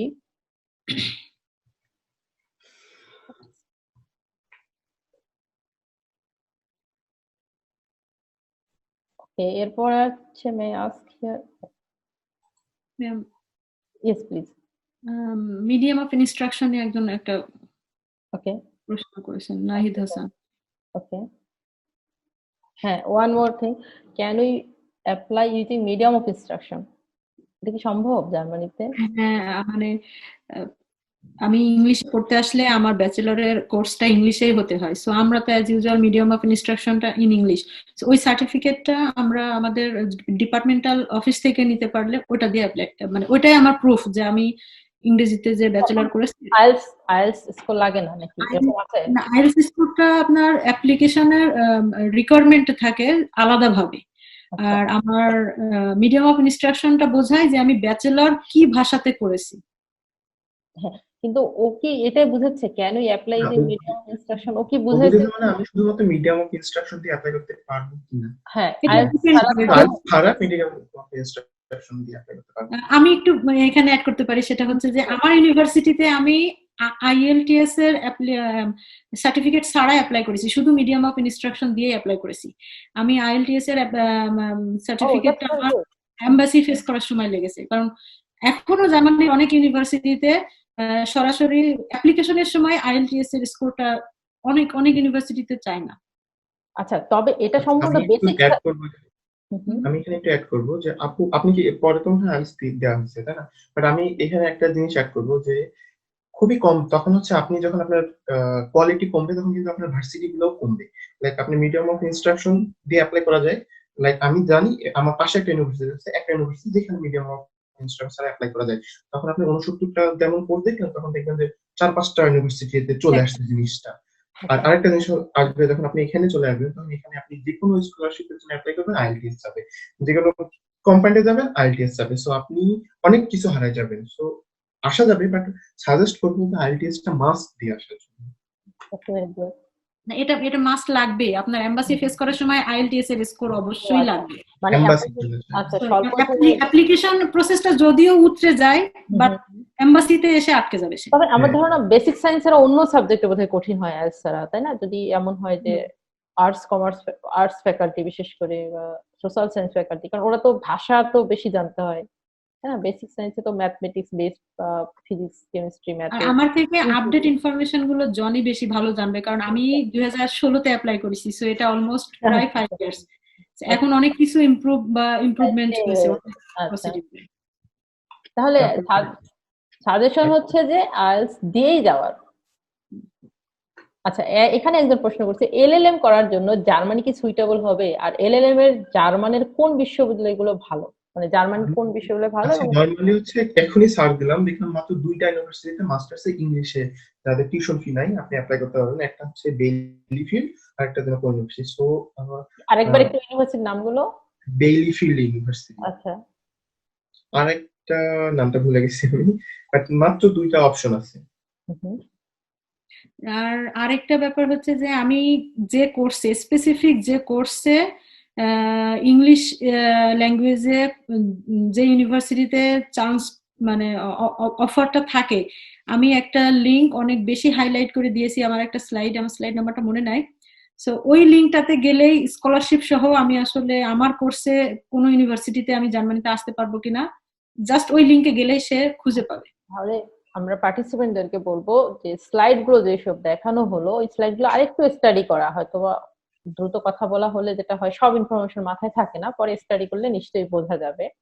এছাড়া আরেকটা বিষয় যে হেলথ কেয়ার নিয়ে আবার প্রশ্ন। আচ্ছা, এটা কি প্রায়ই শোনা যায় ভুল চিকিৎসার কথা, তারা প্রযুক্তি বা অর্থনৈতিক খাতে শক্তিশালী হতে পারে কিন্তু চিকিৎসা খাতে তারা আসলে কতটা শক্তিশালী? কিছুদিন আগে আমাদের এক জার্মান প্রবাসী শরীফ ভাই ভুল চিকিৎসার কারণে মারা গেলেন, আবার বড় ভাইয়া আপুদের পোস্ট থেকেও তাদের ভুল চিকিৎসার কথা শোনা যায়, তাহলে এই বিষয়টা কতটা সত্য? আচ্ছা, এটা আমি একটু। বলবো আচ্ছা। Health care system. আচ্ছা, আমি কিন্তু বলছি হেলথ সিস্টেমটার কথা, আমি কিন্তু বলি এখানে দেখবেন হেলথ সিস্টেম একটা আলাদা বিষয়, আর হচ্ছে ভুল চিকিৎসা কিন্তু এটা হচ্ছে আরেকটা আলাদা বিষয়। আপনাকে দেখতে হবে জার্মানরা কি ওয়েতে হেলথ কেয়ারটা করতেছে। আর ভুল চিকিৎসা হয় কিন্তু একটা ডাক্তারের মাধ্যমে, অনেকগুলো কারণ থেকে। আমি একটা কারণ বলি, বেশিরভাগ এখানে হচ্ছে জার্মান হচ্ছে অন্য ল্যাঙ্গুয়েজের দেশ। তো আপনি যখন হচ্ছে তারা ইংলিশ একটু কম পারে, আবার কেউ কেউ অনেক ভালো পারে। হয়তো এটা হতে পারে যে আপনি যখন ইংলিশে বোঝাতে চাচ্ছেন, আপনার আমাদের নিজের মাতৃভাষা ইংলিশ না, তো আমাদের ইংলিশে একটু ল্যাকিংস আছে, বুঝাইতে হয়তো বা সে উল্টা বুঝছে, এই জন্য হচ্ছে কিছু হতে পারে, বা সে ডক্টর ভালো না হতে পারে। ধরে নিলাম যে সবই বুঝছে বাট ডক্টর খারাপ। বাট সিস্টেম বলতে বুঝাইছি যে জার্মানি কি ওয়েতে ট্রিট করে। লাইক আমি উদাহরণ দিচ্ছি যে আমরা সবাই জার্মানির সবাই হচ্ছে একটা পার মান্থে একটা ফিক্সড অ্যামাউন্ট সবসময় হচ্ছে দেয় একটা ইন্স্যুরেন্স কোম্পানিকে। লাইক অনেকগুলো ইন্স্যুরেন্স কোম্পানি আছে, দেয়। এবং এটা হচ্ছে আপনি কোনো চিকিৎসার সেবা নিচ্ছেন বা নিচ্ছেন না, দিতে হবেই আপনাকে। বাট এর মাঝে যদি আপনি কোনো সমস্যায় পড়েন তখন ওই ইন্স্যুরেন্স আপনার পুরো কেয়ার নেবে। আমি একটা পার্সোনাল ইয়া শেয়ার করি। আমার এক বড় ভাই আছে বাংলাদেশ থেকে। হুট করে কি হলো, আমি ভাইদের কাছে গল্প শুনলাম যে হুট করে সে ভাই ক্লাস করছে, হুট করে ফোন অফ। সে 2 বছর কোনো খবর নেই, মানে সে মেন্টালি সাইকোলজিক্যালি অনেক বাজেভাবে হ্যারেস হয়েছিল। এবং 2 বছর পর সে সবকিছু জেনে শুনে টেক্সট করে 2.5 বছর সে হসপিটালে ছিল। থাকার পর বর্তমানে আমাদের এখানে আসছে সে ভাই। সে সেই 2.5 বছর তার কোনো জব ছিল না, টাকা ছিল না, কিচ্ছু ছিল না। পুরা ওই কোম্পানি তার সবকিছু বেয়ার করছে। সে এখন মোটামুটি সুস্থ। সে এখন আমাদের মাঝে আসছে। So, এই সিস্টেমের কথা বলছি যে এই সিস্টেমটা জার্মানিতে অনেক ভালো। আপু যদি কিছু add করতে চান। আমি আমি একেবারেই পার্সোনাল এক্সপেরিয়েন্সটা বলতে পারি এখানে। হেলথ কেয়ার সিস্টেমটা একটা বা দুইটা ডাক্তারের ভুল চিকিৎসার জন্য পুরো সিস্টেমটাকে আমরা দোষ দিতে পারি না, এটা আমরা কম বেশি সবাই বুঝতে পারি। ভালো খারাপ সব দেশেই আছে, জার্মানিতেও আছে। সো পুরো সিস্টেমটা এই দুই একজন ডাক্তারের ভুল চিকিৎসার জন্য খারাপ হতে পারে না। আরেকটা ব্যাপার যেটা এদের এই সিস্টেমের আমার ব্যাকগ্রাউন্ডের যে ইনফরমেশনটা সেটা হচ্ছে সবাই মিলে কিছু কন্ট্রিবিউশন করে যখন যার প্রয়োজন হচ্ছে সে সুবিধাটা নিচ্ছে। আমি প্রতি মাসে কেন ইন্স্যুরেন্স দিব, এই প্রশ্নটা আমাদের সবার বাংলাদেশি যারা স্টুডেন্ট আসি, কারণ এতগুলো টাকা আমি প্রতি মাসে কেন ইন্স্যুরেন্সকে দিব। এর একটা কারণ, আমার যদি কোনো ধরনের প্রবলেম হয়, যেমন আমার হাজবেন্ডের বাংলাদেশে গিয়ে পায়ের লিগামেন্ট টোটালি মানে ছিঁড়ে গেছিল, হাড় ভাঙেনি কিন্তু ছিঁড়ে গেছে। লিগামেন্টের ট্রিটমেন্ট অনেক বেশি ব্যয়বহুল, মানে ব্যয়বহুল। আমাদের দেশে ক্রিকেটার বা অ্যাথলেটদের যে প্রবলেম গুলো সচরাচর হয়ে থাকে, এট দ্য সেম টাইম ও বাংলাদেশ থেকে 1 মাসের ভিতরে যখন এখানে এসে ডক্টর দেখালো, প্রথম ডক্টরটা মনে হয়েছে আমাদের কাছে যে একটু আমাদের কাছে একটু কনফিউশন লাগছে বলে আমরা আরো রিসার্চ করে আরেকটা ভালো ডাক্তারের কাছে গেছি, অর্থোপেডিক যে। সো ওর অপারেশন হয়েছে এবং সেই অপারেশনের খরচ যদি আমি হিসাব করি অলমোস্ট 10 থেকে 12 লাখ টাকা। সেম অপারেশন গুলো বাংলাদেশের ক্রিকেটাররা অনেক সময় অস্ট্রেলিয়া বা যে কোনো দেশে যে করে। সো এই এই অপশনটা কি আমাদের কারোর পক্ষে সম্ভব? এই ধরনের বিপদ যে আমার আসবে না এটা তো কেউ বলতে পারে না। আমি নিজে যেহেতু এই সুফল নিয়ে আসি, সো আমি বলবো এটা অবশ্যই একটা ভালো সিস্টেম। আমি যদি সামগ্রিকভাবে সবার ক্ষেত্রে চিন্তা করি, আমার মনে হয় যে কোনো দেশে এই ধরনের সিস্টেম থাকা উচিত। একটা দেশের সবাই যাতে একটা ভালো চিকিৎসা পায় তার জন্য এই ইন্স্যুরেন্স ব্যবস্থা আসলে জার্মানিতে। তারপর হচ্ছে আরেকটা প্রশ্ন হচ্ছে ব্যাংক লোন নিয়ে হচ্ছে মাস্টার্স এ কতটা নিরাপদ? হ্যাঁ, এখানে হচ্ছে অনেক স্টুডেন্ট আমি দেখছি যে আমার পাশেই থাকেন, সে ব্যাংক লোন নিয়ে আসছে এবং শোধ করতেছে, বাট দেখতে হবে যে কিভাবে তাকে শোধ করতে হবে বা করা যায়, বাট এটা সম্ভব, বাট অনেক কষ্ট হয়ে যায়। সম্ভব। হ্যাঁ, পড়াশোনা কন্টিনিউ করে কষ্ট এটা সম্ভব, পড়াশোনা বাট ঠিকঠাক হ্যাঁ অনেক হার্ড হয়ে যায় তখন পড়াশোনা আপনার হচ্ছে লং হয়ে যাবে যে নর্মালি হচ্ছে 4 সেমিস্টার, তখন একটু হয়তো বা বেশি সময় লাগবে, বাট এটা করে অনেকেই দেখছি। পারে। দেখো, ডিএডি ডায়ারেক্ট স্কলারশিপে অ্যাপ্লাই করলে তো আমরা সরাসরি ইউনিভার্সিটি অ্যাপ্লাই করছি, তাহলে এমএসসির জন্য প্রফেসরকে কি সিলেক্ট করে ইমেল করা লাগবে, নাকি ইউনিভার্সিটি আমাকে প্রফেসরের আন্ডারে দেবে? আমি একটু ফার্স্ট বলি, আমি মনে হয় বুঝাতে ভুল করছি যে ড্যাড স্কলারশিপ অ্যাপ্লাই করা মানে ভার্সিটিতে অ্যাপ্লাই করা না। ড্যাডটা হচ্ছে শুধু আমাদের ইনফরমেশন দিচ্ছে যে কোন কোন ইউনিভার্সিটি আছে। ড্যাড স্কলারশিপ কিন্তু আলাদা, ওটা হচ্ছে ড্যাডের আন্ডারে, বাট ড্যাডের আন্ডারে কিন্তু কোনো ভার্সিটি নেই, ওখানে জাস্ট ইনফরমেশন দিচ্ছে।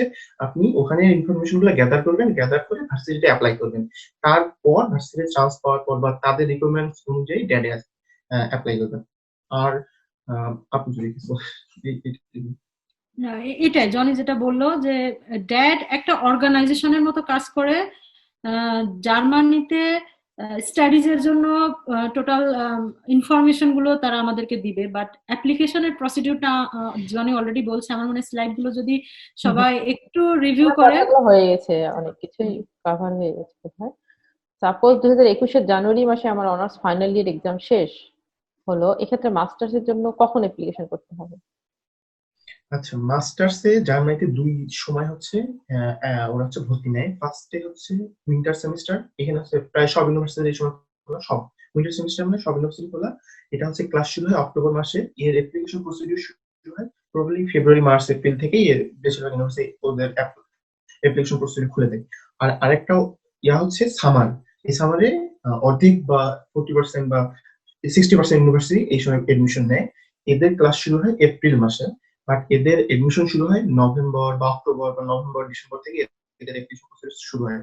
কেউ যদি 2021 সালে জানুয়ারিতে masters final sorry honours final শেষ করে, তাদের আইএলটিএস এবং এভরিথিং সবকিছু কমপ্লিট হয়, তখন সাথে সাথে অ্যাপ্লাই করে দিতে পারে। বাট যদি আইএলটিএস শেষ না হয়, তাহলে আমি বলবো যে উইন্টার সেমিস্টারটা ধরার জন্য। উইন্টার সেমিস্টারের ক্লাস শুরু হবে অক্টোবর মাসে এবং আপনার অ্যাপ্লাই শুরু হবে মার্চ বা এপ্রিলে। আপনি হচ্ছে 3 মাসে বা 4 মাসে আইটিএস সবকিছু নিয়ে নিলেন, সব সার্টিফিকেট নিয়ে নিলেন, নিয়ে হচ্ছে এপ্রিল থেকে সব জায়গায় অ্যাপ্লাই করা শুরু করে দিলেন, তখন আপনার হচ্ছে উইন্টারে অক্টোবর মাসে হচ্ছে দেশে জার্মানিতে চলে আসতে পারবেন।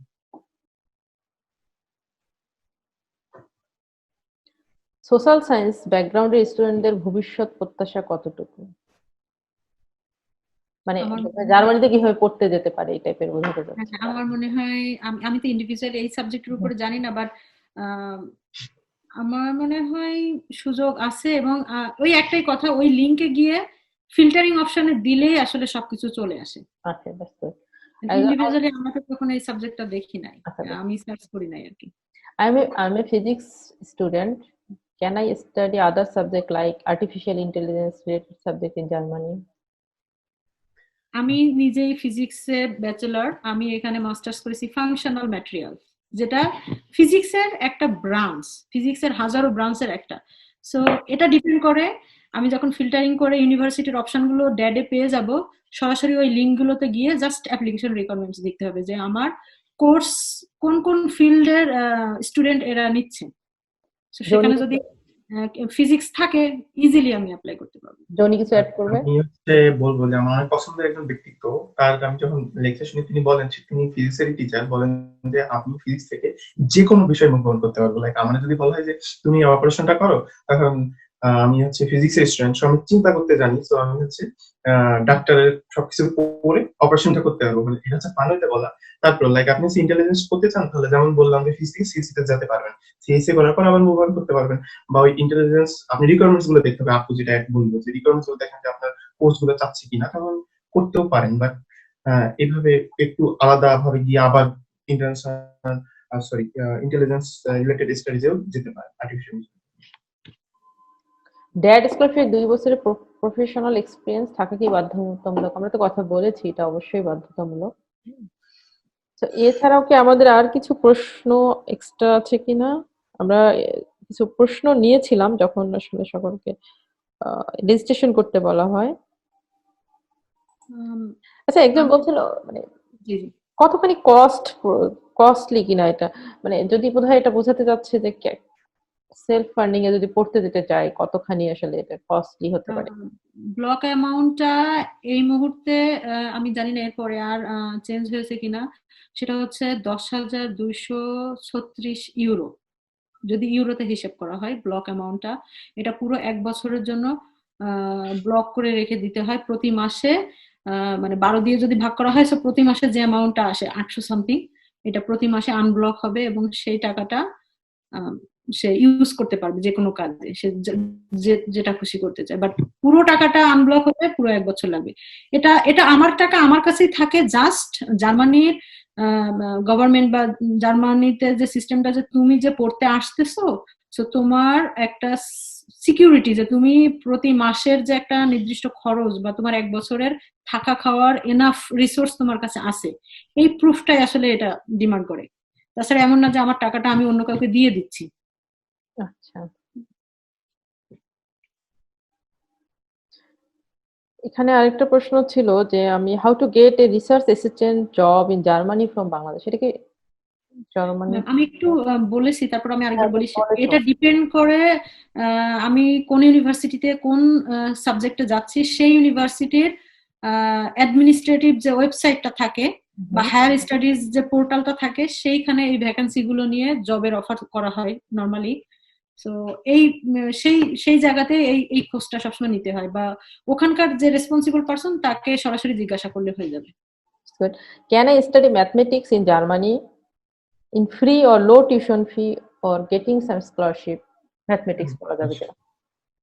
আই থিঙ্ক অবশ্যই, লাইক হ্যাঁ ফিজিক্স কেমিস্ট্রির মতো ম্যাথমেটিক্স তো পিওর সায়েন্স, তো অবশ্যই আমাদের মতোই তাদের। তো এটা ডিপেন্ড করবে আসলে, স্কলারশিপ যদি কেউ পেতে চায় তাহলে হচ্ছে নির্ভর করবে কোন ধরনের স্কলারশিপ, সেই রিকোয়ারমেন্ট ফুলফিল করতে হবে। হুম। আর অলমোস্ট যেহেতু কোনো ইউনিভার্সিটি ওখানে ইউনিভার্সিটি টিউশন ফি নাই, সো এটা সম্ভব। আচ্ছা, ফুল স্কলারশিপ জার্মানিতে কিভাবে পাওয়া যায়, কাভার হয়ে গেছে। ওকে, আমরা সব প্রশ্নই অলমোস্ট কাভার করেছি এর মধ্যে। এছাড়া যদি ছাত্রছাত্রীদের কোনো প্রশ্ন থাকে তোমরা হাত তুলতেও পারো। আমাদের সাথে যুক্ত আছেন,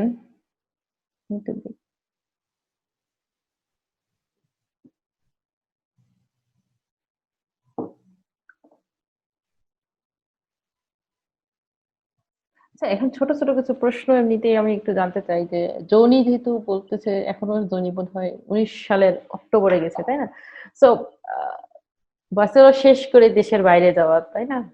তো প্রথম যখন জার্মানি যাওয়া হলো, মানে এক্সপিরিয়েন্সটা মানে কেমন ছিল? পরিবার থেকে দূরে থাকা, ওখানে তো বোধহয় সবকিছুই একা করতে হয়, মানে সবকিছু আবার এখন কি অ্যাডজাস্টমেন্ট, সবকিছু মিলে কেমন ছিল অভিজ্ঞতা? অভিজ্ঞতা, আমি হচ্ছে পুরো ঘরের মধ্যে ছিলাম, কারণ আমার ব্যাচেলর মাত্রই শেষ। তো আমি কিভাবে কি প্রেজেন্ট আইএলটিএস দিলাম, দিয়ে হুট করে চান্স হয়ে গেল, ডিসিশন নিলাম চলে যাবো। চলে যাওয়ার পর মানে আমি বুঝি নাই যে আমি ছেড়ে যাচ্ছি না, এই ফিলিংসটা আমার আসেনি তখন পর্যন্ত যে আমি আসছি। তখন জার্মানিতে আসলাম, তখন আপু আমার রিসিভ করলো। ফার্স্টে যে ধাক্কাটা খাইছি যে হচ্ছে বাংলাদেশে অনেক গরম, জার্মানিতে ঢুকে দেখি অনেক ঠান্ডা। এবং আসার পর আপুর এখানে এক রাত ছিলাম। তারপর হচ্ছে আমি যখন আসি, জাস্ট একটা জিনিস আমাকে নিজেকে খুবই এলিয়ান মনে হচ্ছিল, যে চারপাশে এত সাদা মানুষ, আর আমি হচ্ছে মানে এটা দেখে তো আমি অভ্যস্ত না। তো আমাকে নিজেকে খুবই উইয়ার্ড মনে হচ্ছিল। তারপরে এক সপ্তাহ পর সবকিছু ঠিক হলো। এবং আসার পর যে জিনিসগুলো আমি নর্মাল এডুকেশন জিনিসগুলো আমি বললাম, যে জিনিসগুলো খুবই আমার অড লাগতেছিল ফার্স্টে। প্রথমে অক্টোবর মাসে হচ্ছে আপনার টাইম যে ইয়াটা সকাল হবে বা সন্ধ্যা হবে বাংলাদেশ মতো। বাট আস্তে আস্তে যখন শীত বাড়তে থাকলো, এই জিনিসটা খুবই ওয়ার্ড যে এদের সকাল হয় ভোর 9টার সময়, সকাল 9টার সময়। আমার সকাল 9টার সময় যখন ক্লাস করতে যাচ্ছিলাম দেখি এখন সূর্য ওঠেনি। আবার রাত হচ্ছে বিকেল 4টার সময়। এই জিনিসগুলো হচ্ছে অ্যাডাপ্ট করা খুবই কঠিন। আবার সামারে হলো কি যে সকাল হচ্ছে 4টার সময়, আবার রাত হচ্ছে রাত 9টার সময়, মানে সন্ধ্যা হচ্ছে। তো এই কিছু কিছু জিনিস অ্যাডাপ্ট করা কঠিন। বাট সবচেয়ে ভালো হয় সামারে এসে উইন্টারটা অ্যাডাপ্ট করা। বাট হুট করে উইন্টারটা আসলে জার্মানির উইন্টারটা অনেক অনেক ঠান্ডা, তো ফার্স্টে অনেক কষ্ট হয় উইন্টারে আসাটা। আচ্ছা, আমাদের সাথে এর মধ্যে যুক্ত হয়েছে আমাদের রাজশাহী বিশ্ববিদ্যালয়ের ম্যাথমেটিক্স ডিপার্টমেন্টের রবিউল হক আহ, ভাই। উনি ম্যাথমেটিক্স ডিপার্টমেন্টে অ্যাসোসিয়েট প্রফেসর হিসেবে আছেন।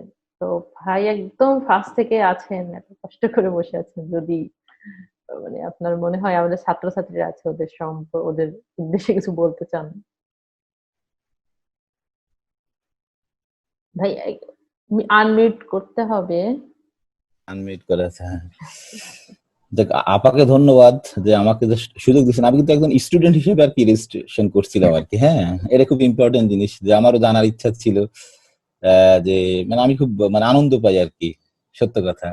আমি আমার কিছু ছাত্র ছাত্রীদের বা আসলে আমি তো করোনার সময় দেশে আসছি, আসলে ছাত্রছাত্রীর সাথে ডিরেক্ট কোনো রকমই নেই। আমি 2 ইয়ারে ক্লাস নিতাম আর কি, সেকেন্ড ইয়ার আর থার্ড ইয়ারের এখন। তো ওদেরকে আমি শেয়ার করছিলাম আর কি আপনার ইটা আর কি। তো ওরা বোধহয় আপনি যেটা বললেন যে কিছু মানে অনেকে অ্যাটেন্ড করছে আর কি। আসলে কি বলে যে আমরা তো আসলে বিশেষ করে আমরা রাজশাহী ইউনিভার্সিটির অনেকে আমরা অনেক কিছু জানি না আর কি। আমাদের অনেক আসলে কি বলে ইনফরমেশন ল্যাকের কারণে আমাদের অনেক যোগ্যতা থাকা সত্ত্বেও আমরা সুযোগগুলো লুফে নিতে পারি না আর কি। মানে কি বলে যে বিদেশি উচ্চশিক্ষা এক অর্থে খুব সহজ, একটু চেষ্টা করলেই কিন্তু সবাই পেতে পারে আর কি। কিন্তু এই জন্যই আমি জাস্ট আমার ছাত্রদের বা আমি নিজেও খুব আনন্দ পাই আর কি। সেদিন আমার ছাত্রদেরকে বলছিলাম, ওরা হয়তো 2-4-5 জন অ্যাটেন্ড করছে যদি ইন্টারেস্টেড হয়। আর বিশেষ করে আজকে যে দুজন স্পিকার রিদওয়ান সাহেব আর শারমিন ম্যাম আর কি, আপনাদেরকে ধন্যবাদ সুন্দরভাবে জাস্ট অনেক ছোট কিন্তু সুন্দরভাবে সবকিছু উপস্থাপন করার জন্য। আমাদের ছাত্রছাত্রীরা অবশ্যই অনেক উপকৃত হয়েছে, আমিও বিশেষভাবে অনেক উপকৃত হয়েছি। মানে শুনছি আর কি কিভাবে পাওয়া যায়। আমাদের কিন্তু অনেক সুযোগ আছে, তাই কিন্তু আমরা ব্যবহার করতে পারি না। এখন অনেক কিছু নেই, এটা সত্য, কিন্তু সেটা নিয়ে বসে থাকলে হবে না। আমাদের যা আছে সেটাকেই আসলে ব্যবহার করতে হবে। আমার মনে হয় এটা এক ধরনের অজুহাত যে হ্যাঁ, আমি অজুহাত করতে গেলে যদি দেখি যে আমার কি ল্যাক, তাহলে এটা চলে আসে যে আমি কাজটা না করার জন্য অজুহাতটা খুঁজতেছি। মানে যেটুকু থাকে সেখান থেকেই শুরুটা করা উচিত। হ্যাঁ, সেটাই। হ্যাঁ, হ্যাঁ। তো আমরা আজকে শেষ করব এখানেই। হ্যাঁ, তো ধন্যবাদ শারমিন আফরোজ, এনি তোমাকে ধন্যবাদ। ধন্যবাদ রিদওয়ান নাহিদ জনিকে। দুজনেরই শুভ কামনা করি, সামনের দিনগুলো অনেক ভালো কাটুক। রবিউল ভাই অনেক অনেক ধন্যবাদ আপনাকে। যে যারা আছো তোমরা, তোমাদেরকে অনেক ধন্যবাদ। আমাদের হ্যাঁ আরেকটু বলে নি, আমাদের আগামীকালের প্রোগ্রাম হচ্ছে সকাল 9:30টায় বাংলাদেশি সময়। এখানে আমরা জানবো যে ইউএসএ তে বিশেষ করে বিভিন্ন পোস্ট গ্রাজুয়েশন প্রোগ্রামে যে ভর্তি প্রসিডিউর বা ফান্ডিং সহ ছোট ছোট ক্ষুদ্র ক্ষুদ্র যে বিষয়গুলো নিয়ে, এগুলো নিয়ে কথা হবে। এখানে থাকবে আমাদের বিভাগেরই প্রাক্তন শিক্ষার্থী থাকবে, যে ইউএসএ তে পড়াশোনা করছে। সেই সাথে হয়তো আরো কয়েকজন ইউএসএ তে পড়াশোনা করছে আমাদের বিভাগেরই শিক্ষার্থী, তারাও যুক্ত হবে। তোমরা তোমাদের মনে যত প্রশ্ন আছে প্রশ্ন করতে পারবা। তো আমি অলরেডি তোমাদেরকে বলেছি, একটা স্লাইডও দেয়া হয়েছে, স্লাইড দেখে দেখে প্রশ্ন তৈরি করে নিতে পারো। কালকের সেশনটা আমার মনে হয় তোমরা আরো এনজয় মানে যথেষ্ট তোমরা ইনফরমেশন গ্যাদার করবে, বিশেষ করে ইউএসএ তে যারা পড়াশোনা করতে যেতে চাও।